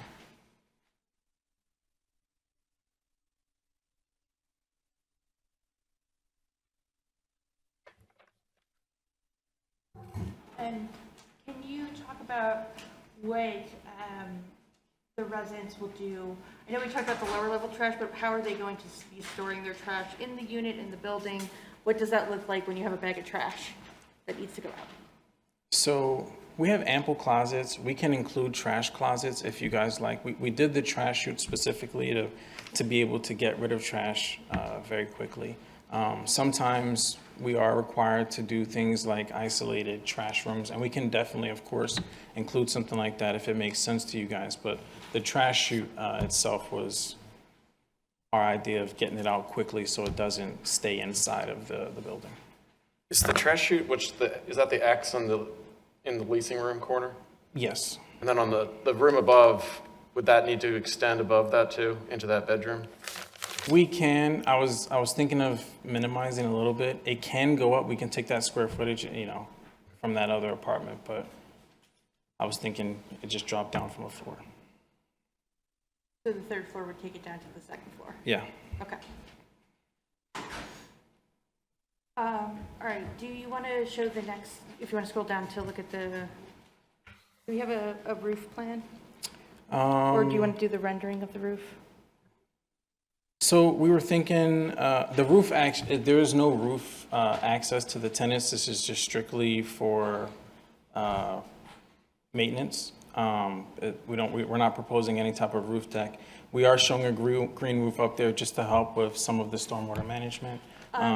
For a moment there, is the green roof calculated impervious surface? No. So that's above whatever that's outside of the impervious surface calculation that we submitted, correct?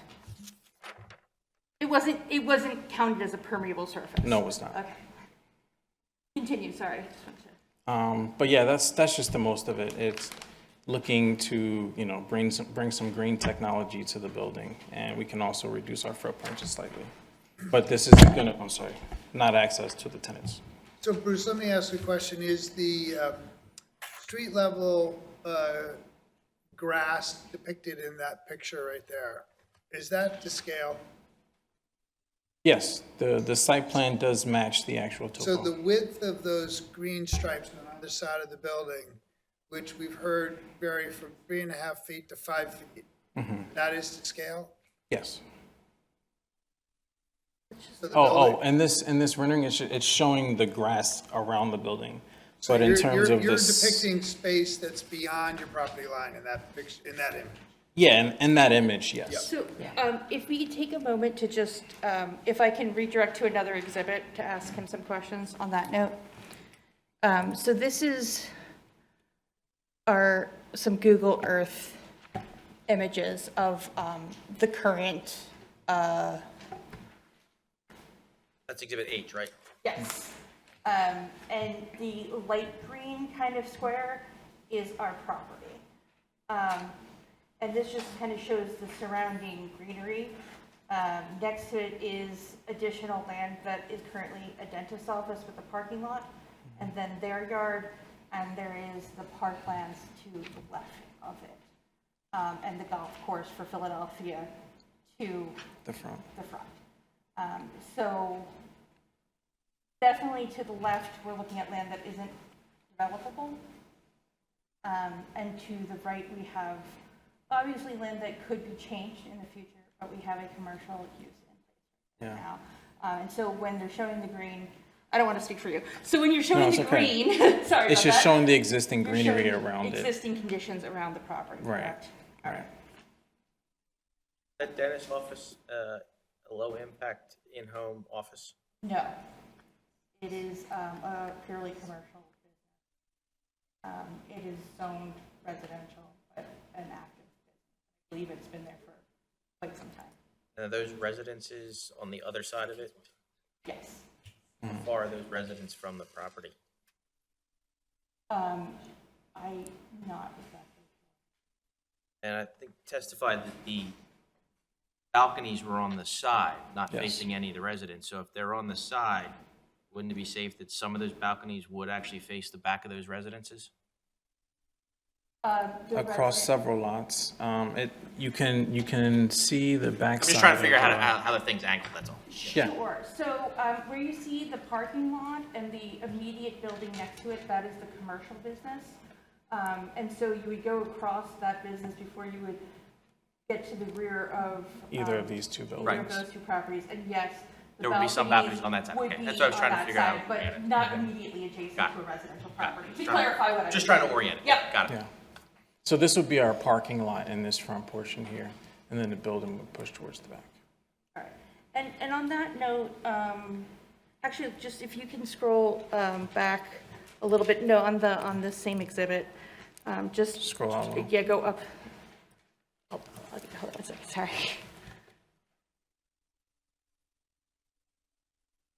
And this is just showing, you know, when you looked at it, this is a little more context of the surrounding area in terms of what's going on, correct? Correct. Okay. And now let's actually go to talking about that, you know, the footprint of the building here. Obviously, this building, when you designed it, is pushed back from the street. It is. And that is what's causing the rear yard variance necessity. It is. So why was that choice made to push this building back the way it is instead of, you know, having either the required rear yard or something closer to the required rear yard? Parking. We wanted to make sure that there was ample parking for both the business and the tenants. There was no easy way to get parking around the rear, which is what we wanted to do at first, but we would have had to have, you know, eliminate several important features of the commercial space for their, you know, just to operate. So we figured, well, let's just push this towards the rear. We can open up the front for parking, and then, you know, it's a little bit easier to access that as well.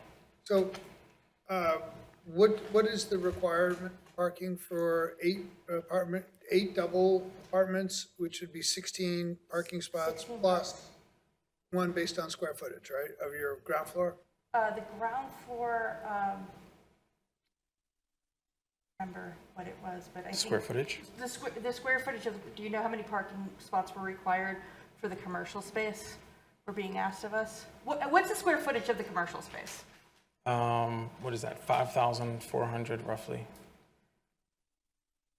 So we would be looking at an additional. Right, but with this commercial space, it's a lot of square footage just because it's the court itself, but it's not going to be used in a capacity where there are going to be multiple people accessing the facility. So it's mostly just a drop-off and pickup situation for any kind of parents. So when we. I'm trying to think about, you guys are building essentially almost a property line. And I'm trying to think about, are there ways that you could not need to encroach into the side and rear yard setbacks as much? It would seem to me that if no one's parking in the front because they're just doing the drop-offs, and you've got enough parking in the bottom to not need a variance in the garage, couldn't the building be brought forward a little bit? And then maybe, I don't know, does it need to be quite as wide as it is? I'm just trying to figure out. Sure. Do you mind if I have a moment to talk to my client about this? Okay.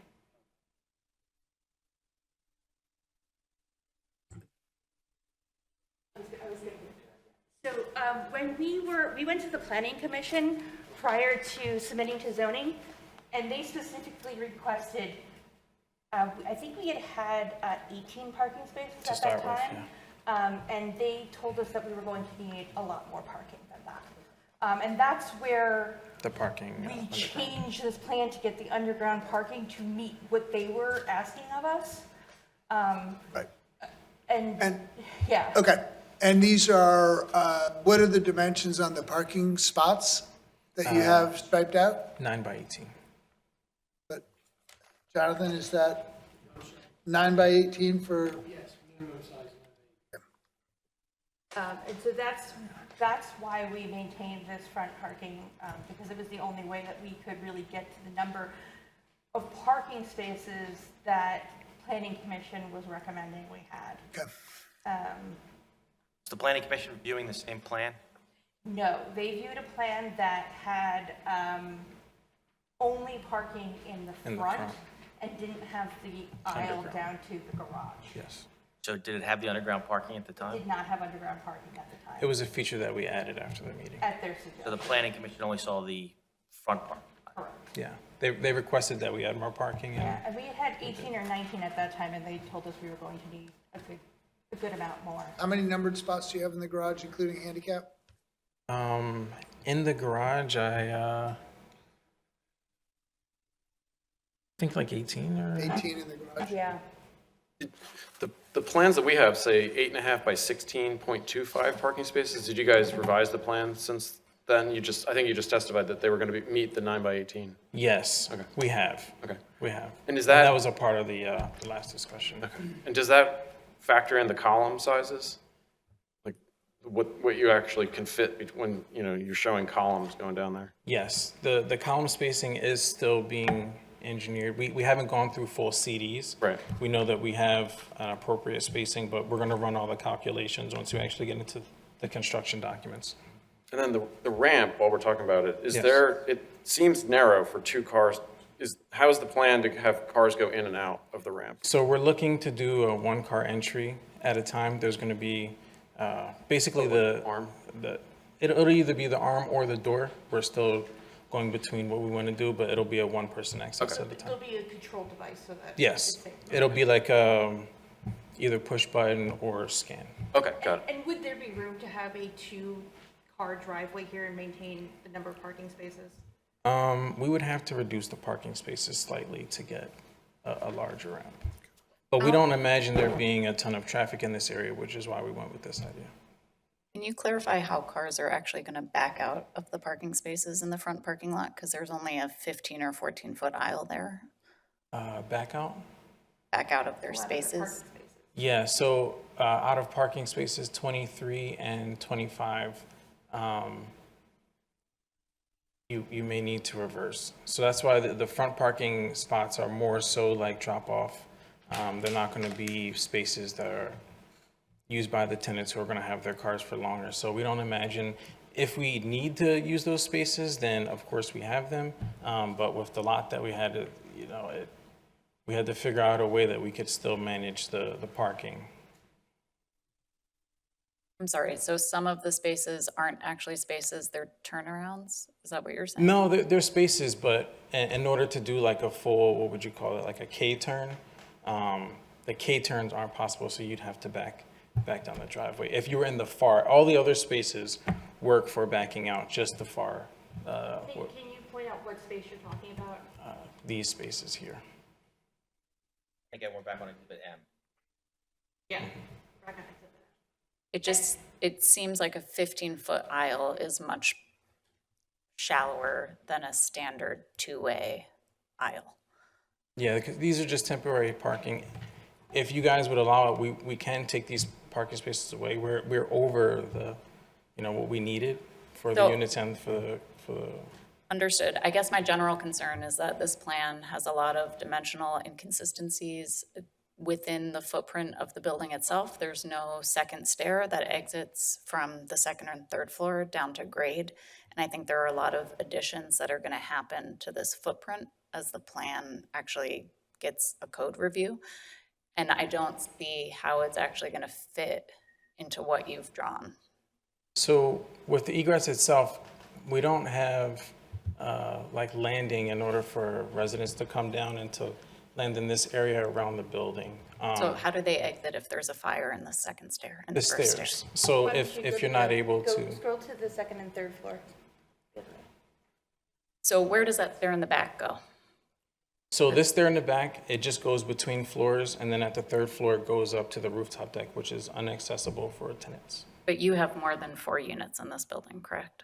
8 units. So you would need 2 stairs to safely egress people to grade by code. And that stair is in the middle of your basketball court. So the building Which itself is going to grow. No, this stair doesn't go down to the first But I'm floor. saying it has to. There has to be a second stairwell. Be code for 8 units. And If similar we for were the to parking move- garage. If we were to move the building forward a little bit, we could have enough space from the rear, but right now, as the building's location is, we don't have the space to put an egress stair towards the rear. So my issue is that this building is not really what the building is going to be. And we're being asked to review parking counts that aren't necessarily accurate, a building size that isn't necessarily accurate, and We're very much so still in the zoning phase, so the CDs haven't been, there may be even changes within the units themselves, but the footprint of the building would pretty much stay the same unless it would be required of us to push it forward a little bit.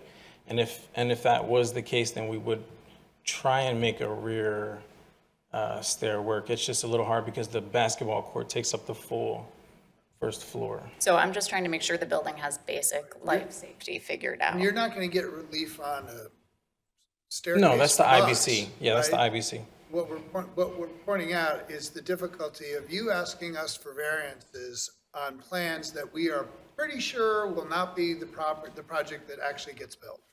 No, I wouldn't say that specifically. I mean, of course, if you guys request, if we make some changes, that we'll make those changes. Listen, we're both registered architects in the state of Pennsylvania. We're both telling you, you're going to need a second stair that gets to grade. And that was the very first thing I noticed when I looked at these plans, was that stair landed right in the middle of the basketball court. And I was like, that stair doesn't go down. That's just a stair from the second floor that goes up. It needs to go down. And there's also going to be doors off the back of the basketball court to egress the capacity of the court. I mean, so what we're getting at is, you're showing a 5-foot setback. We think that you're going to need to add a stair tower on the back of the building, which is therefore going to change the setbacks. We also, I don't see a parking count. I don't understand how many parking spaces you're asking for, or how many, we need to know how many you need by code, and whether or not you're asking for relief on parking. So that was one of the other big questions I had. We're not asking for relief on parking. We have 29 I think if you run a spaces. parking calculation based on the township code, you're still 29 is not going to be enough, and I think you need to ask for relief for that. Whether or not, I mean, we understand what you've testified to is the temporary nature of the parking, but I think you need to show us a parking calculation and determine whether or not you meet it or not. We can do that. And also, we can put a fire escape on the rear in order to satisfy the secondary means of egress as well. How would you do that? Like an exterior. I got it, but you're building right up near to the property line. You've got something like 5 feet on the back between Right. the property line and the side of your building. That's not going to be enough depth. Yeah, because Put it's it up 3 feet on, for. And so what I think this all comes back to is, some of the initial questions of, does it need to be a full court basketball court? Does it need to have this many, do the units need to be as big as they are? We totally understand the quantity for the financials. So that's what it kind of goes back to is this the minimum relief necessary? It's a lot of stuff to try to fit on a very small site. And again, the project, I'm thrilled with the idea of the project. Don't get me wrong. I think it's a great idea. And it's how, we're tasked with looking at these very technical things and working within the constraints of the zoning code as they are. And so it's difficult for us with all these kind of questions that we know are gonna modify the plans. And I think to Ms. Vitale's comments about the parking area, I think if you get a civil engineer on board and look at the turnarounds, I think that's gonna change, and that might that's gonna reduce the number of parking spaces. I question how the parking garage in the basement would work, maneuverability, and I think once the columns are in there, I think you're not going to get as many parking spaces down there from so the way I'm looking at it. So I think we need to see a true parking count and whether or not you need relief or not. Bruce, I would add, and I'm not an architect, but I would add that when we're thinking about cars that are driving in, and so just putting parking aside for a second, if most of the customers who come will do a drop-off, it doesn't look like this parking lot actually has a driving cycle. It looks like you come in and out on adjacent lanes of the same curb cut, and then you would come up, putting aside the people who go right down to the garage, but the people who are just doing a drop-off, they're going to come up and pull right in front of the building, and then they're going to have to back out, right? There's no place for them to do a loop. I was thinking K-turn, so where you see where the bike racks are, cars would pull up and then they would kind of K-turn and then to get back into the lane to exit the facility. And we're not talking about a lot of traffic here either, we're small groups. I understand, but we're still trying to figure out how they actually do this. Like if we are going to embrace the story that we have parking, some parking spots cannot effectively back out and without going in reverse all the way out of the parking area. At that same point, when cars are backing out to get out, we have other cars coming in who want to do a drop-off, and yet they're gonna have to back out too.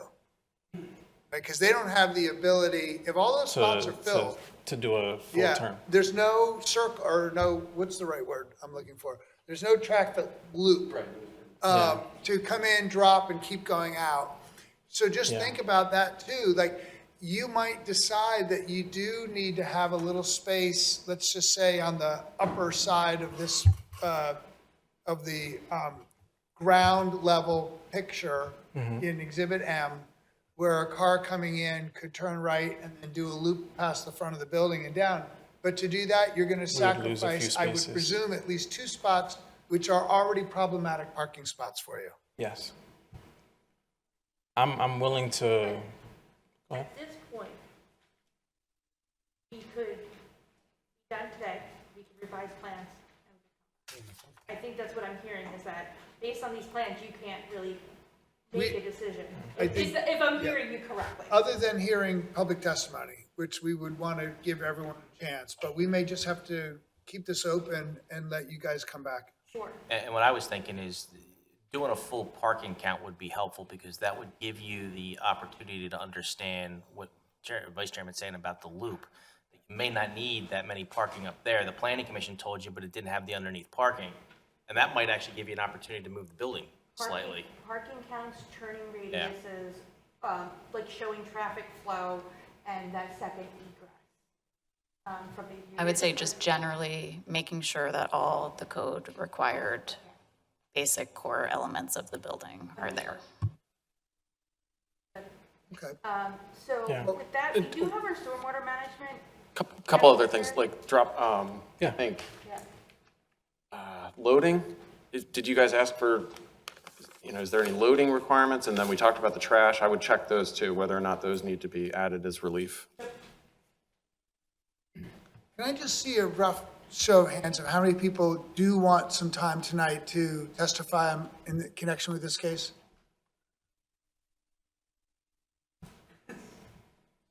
Are you would like to testify?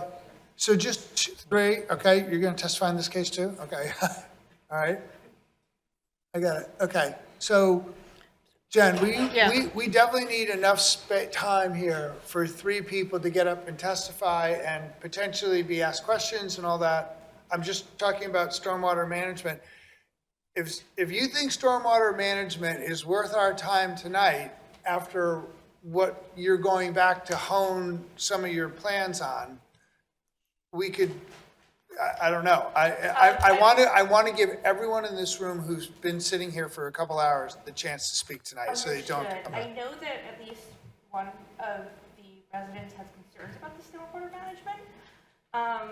But then again, if we move the parking lot, That's what I'm saying, your the stormwater stormwater management might change. management is going to need to change That would be too. my- Slightly, I Yeah. think we were thinking of having the basin in the parking lot itself. So if we were to move the building forward slightly, it would change a little bit, but the majority of the plan would stay. I'm looking for what's an efficient way for you and the applicant and all of us and all the members of the public to try to accommodate everyone. I guess at this point, if we want to have public comment, I'm happy to do that. Okay. Acknowledge that we're going to have to come back with Okay.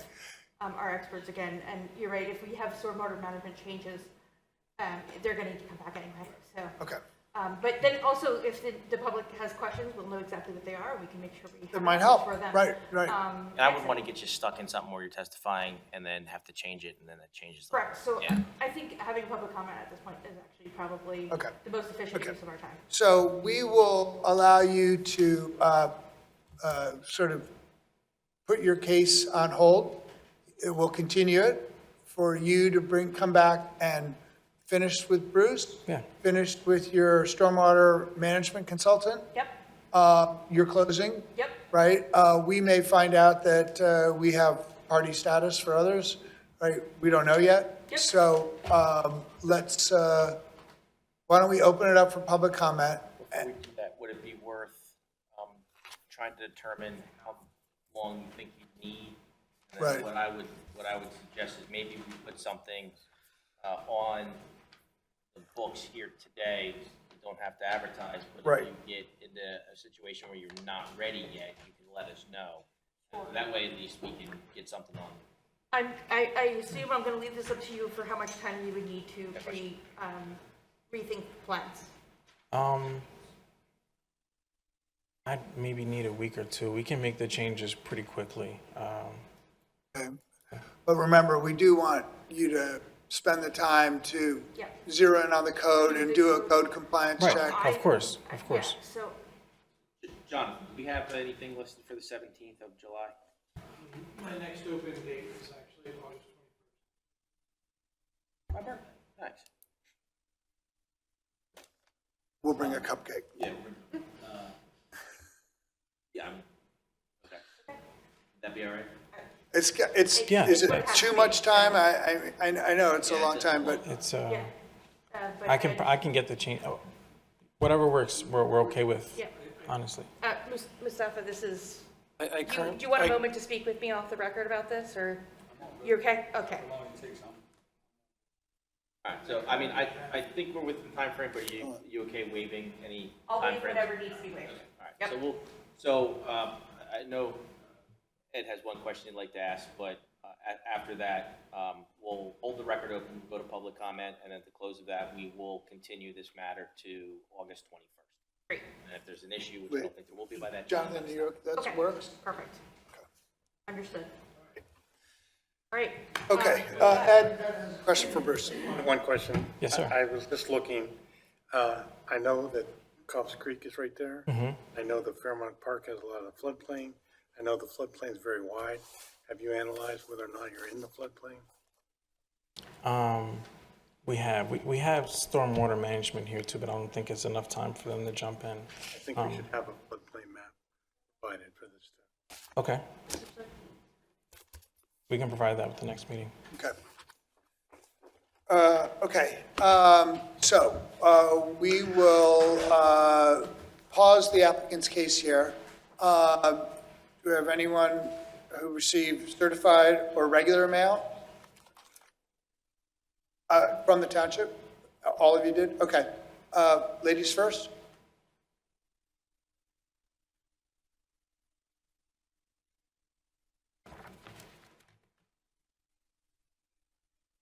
Okay. Let's see, no, for public comment, we don't, right? So, just your name and Madeleine Pelshaw-Gallagher. do you need her to spell that? Okay. Madeleine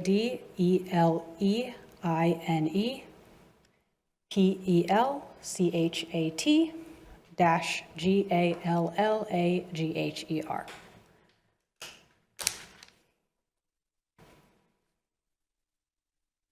Okay, Madeline, what would you like to tell us? So I'm commenting on behalf of my parents, Rodney and Marcia Pelshaw. They're residents of 16 Farwood Road, my childhood home.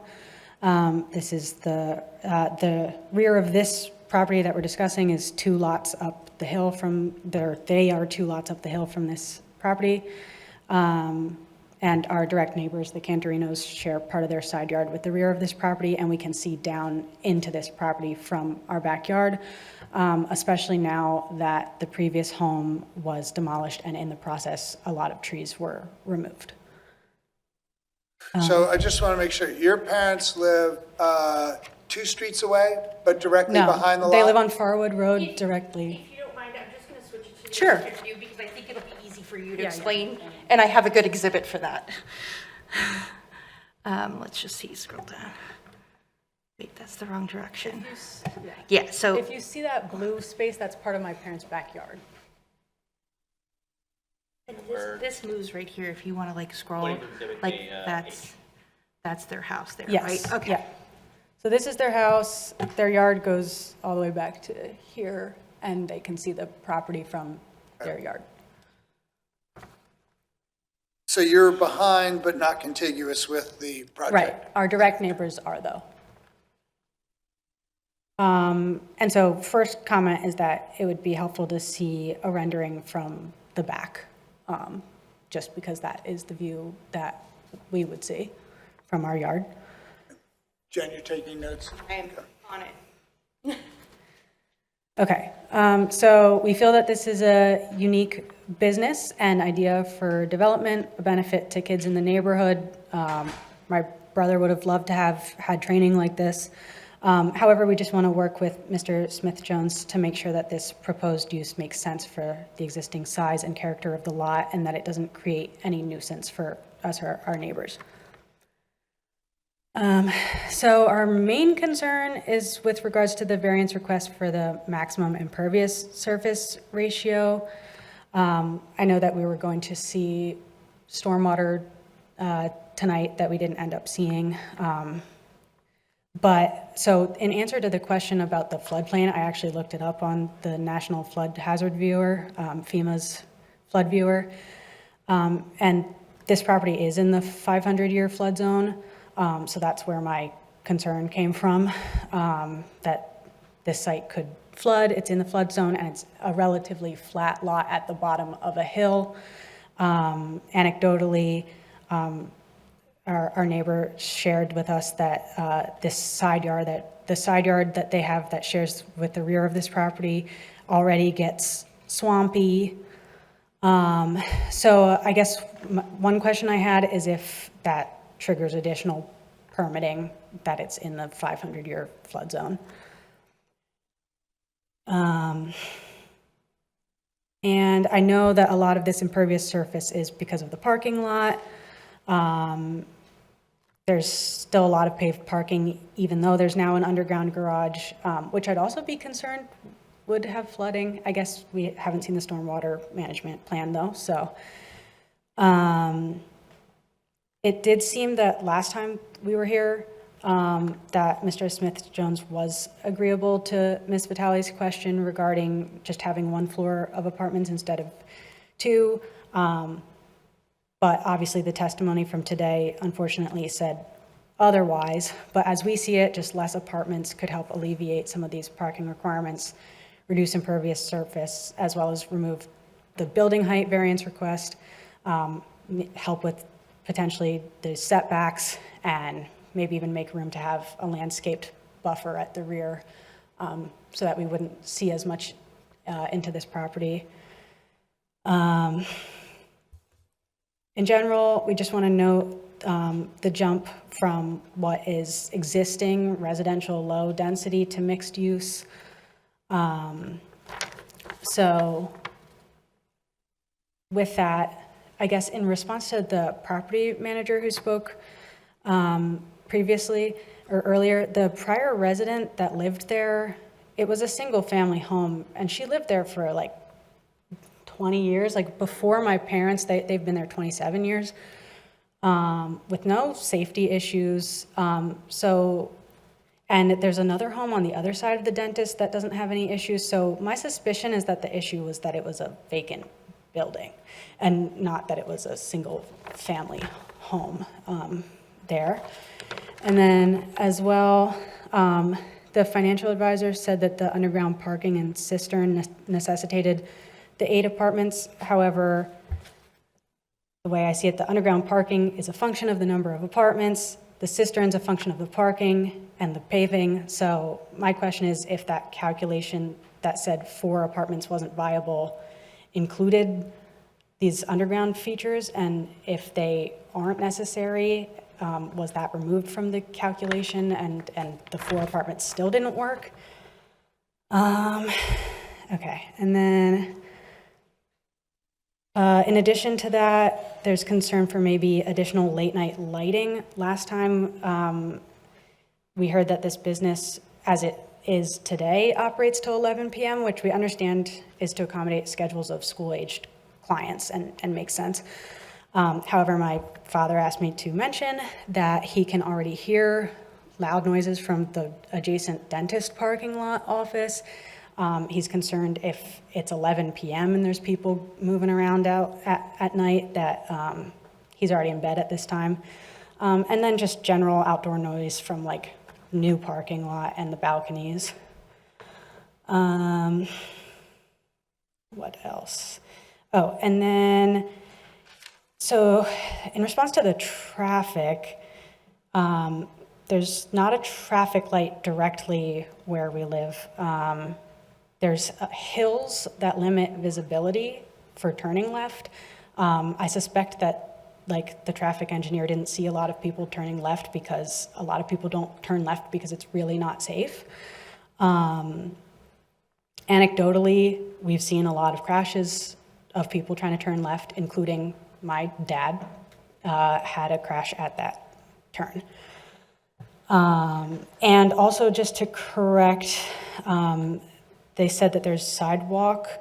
There's not sidewalk on the bridge to the train. We like to take the train, but you're risking your life taking that dirt path over the bridge. For like maybe months, there was a dead deer too on that path that you had to step over every time. It's not like easy to get to the train. In conclusion, I guess, our concerns are just about flooding, the late business hours, increased traffic. We feel that if there's any way to have one floor of apartments, that would potentially alleviate the need for some of the variances requested, as well as potentially the more costly aspects of construction. Yeah, thank you for your time and the opportunity to comment. Thank you. Any questions? Jesse? No questions. Jessica? No questions. Ed? No questions. All right, thank you very much. Thank you. All right.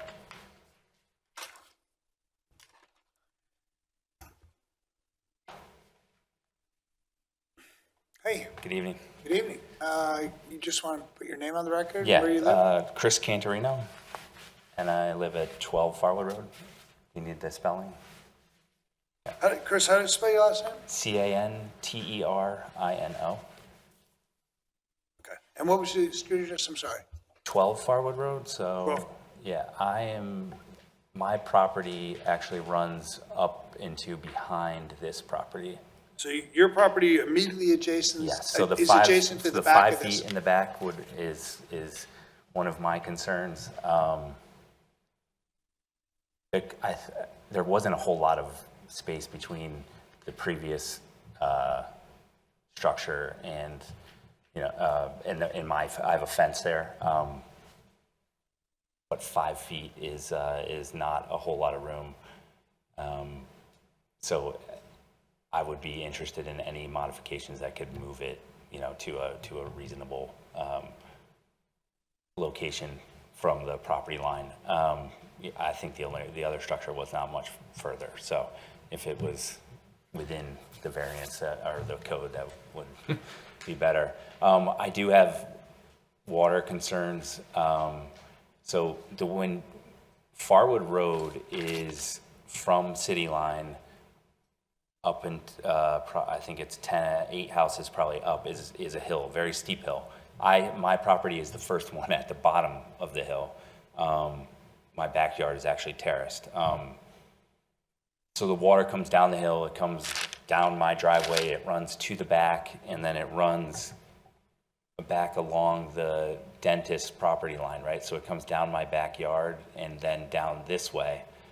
I'm not 100% sure where it goes after that. I do get some puddling in my backyard, but it heads this way, and then this is all the park, which as soon as you get back there, it becomes swampy, right? Especially right now. So there's concern about where all this water, you know, the more impervious surface, where that water is going to go. But one of my biggest concerns is actually the traffic. I've lived at this location for almost 11 years. I would say in those 11 years, there's been at least 15 accidents on this stretch of City Line, mostly at the intersection of Farwood, but on this stretch of City Line. Some of those are minor. Some of those have been fatal. I have seen telephone poles completely taken off more than once through here. My daughter has been in an accident turning left onto City Line. Advised her not to, or off of City Line. Advised her not to do that anymore. My contractor has made a left off City Line and been in an accident. Sometimes these are reported, sometimes they're not. Sometimes you call on your cell phone and you get Philadelphia. Sometimes you get Delaware County and they tell you you're in Philadelphia. I've talked to Jerry Hart, I've talked to Greg Vitale about a light at this intersection to slow the traffic, give more time. Nobody seems to have a solution for that. But it concerns me that when you add additional traffic coming out of here, that it's more potential, right? With the traffic study, I can tell you the light here is much farther out. It's several blocks up the road, like near the TJ Maxx. This is a hill, so you can only see to about right here. And then the other way, the sight line is maybe a little bit further, but it makes, those gaps that he talked about, you're playing with danger with those gaps. So and on top of that, the speed limit on city line is 35 miles an hour. The speed is typically well in excess of that because there are no lights in this stretch. So that's my concern. I think this project overall, is a good project. I just think that, we need to figure out how to make it safe. And then you add in what Maddie was talking about, the bridge, the public transit is not, if I was Mr. Mustafa, I would not want my kids coming there via that, because I don't allow my kids to take that SEPTA station. They walk to Manoa because that bridge is crumbling. The township has recently extended the sidewalk from Farwood to right in front of through this property, but after that, it has a very narrow, crumbling sidewalk. I guess it has to do with the park owns the bridge or something to that effect. So right now, that's just, I wouldn't consider that an option for kids coming for basketball training. I think in general, those are my biggest concerns. Like I said, I think it's a good project. I just think we need to work through the safety and the water issues and make sure that, it works. I just want to note for the record that the President was pointing to Exhibit H. Okay. All right. Mr. Canarero, Jessica, do you have any questions for Mr. Do not. Ed? No, I don't. Yes. No. Okay. Neither do I. Thank you very much. Yep.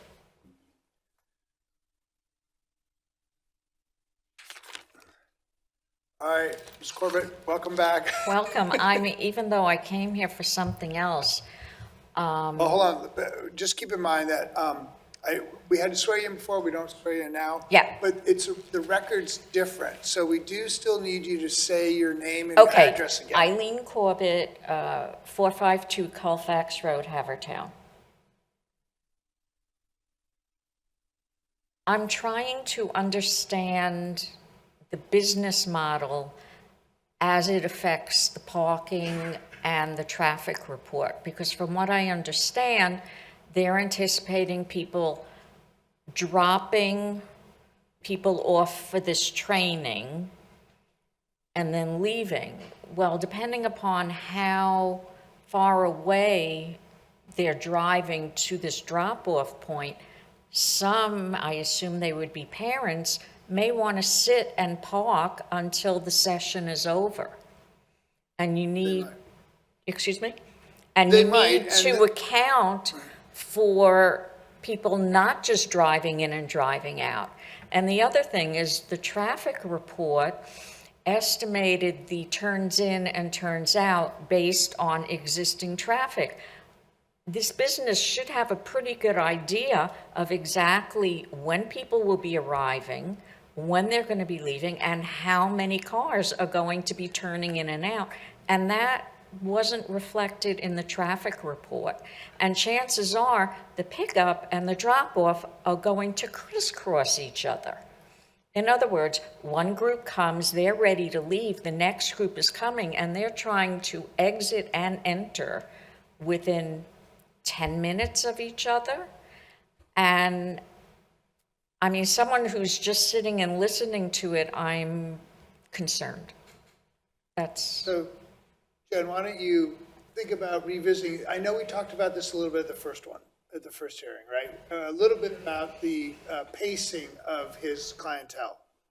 There was I'm just coming so I can be by the microphone. I'm not Sure. trying to be, Well, no, approach you for any other reason other than. well, that's there's okay. microphones right here. Oh, So, Okay. so all I would say is, you know, whether it's the drop-off loop, whether it's the factoring in the applicant's clientele's coming and going, I mean, I understand it may not have been factored in the traffic report, but it doesn't prevent you guys from at least describing to us for the record how you expect volumes, whether it's foot traffic, car traffic, whatever, Understood. in a typical day. We can add some clarifying information on that. All right, well, anything else, Ms. Corbett? no, that was. Any questions? No question, thank you. Ed, you got? Just a point of reference. The last meeting we had, there was an excellent detailed presentation on the business model and how he taught the classes. So, but it's fine. I think we can still hear a little bit more detail about that as it relates to the traffic study, which we hadn't had the presentation on the last meeting. So, thank you. Jessica, any questions for Ms. Corbett? Questions? Okay. So, I'm sorry? Anybody else? Yeah, anyone else who wants to ask questions or test or add anything to the record? Testify? No? Okay. So we're going to keep this case open till, what was the date? August 21st. August 21st. Okay. And we'll bring party favors and noisemakers for our solicitor. I think you have a pretty good sense of some of the things that people would really love to hear a little bit more on. And I realize it's 7 weeks or so of time, but hopefully it could be put to good use as you're doing your code review and everything, and we can come back.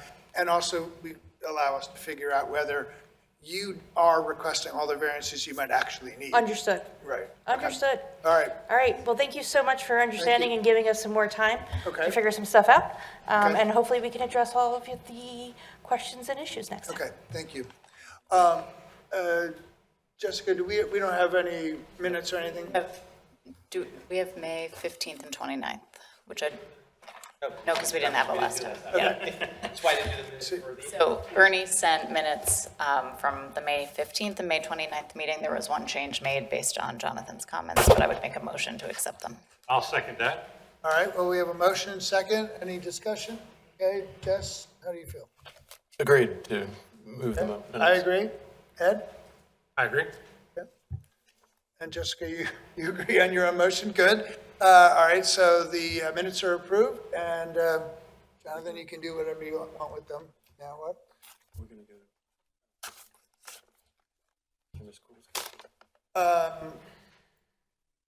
Yeah, why don't we go off the record? We can chat with Ernie for a minute in executive session and figure out whether we have any legal questions that we want to resolve and if we can figure out on your vote. Okay? You would like us to stay, correct? You don't have to. We're good. Okay. Yep, okay. Thank you. Yeah, you stay. So we are continuing now the Haverford Township Zoning Hearing Board meeting. We do have in one case that has been completed. This is, bear with me. Z25-22. Right, Z25-22. On that case, Jesse, are you prepared to vote? Yeah. And Jessica, are you prepared to vote?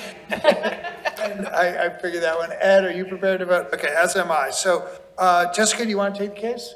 I will. I would make a motion to approve the application with the following conditions. Water runoff will be controlled so as not to adversely impact neighboring properties, and work will be completed within 1 year and in accordance with the notes of testimony. Okay. Ed? I agree. Jesse? I agree. As do I. That application is approved 4-0. And with that, we will adjourn the meeting Thank you, everyone. Thank you for staying so late.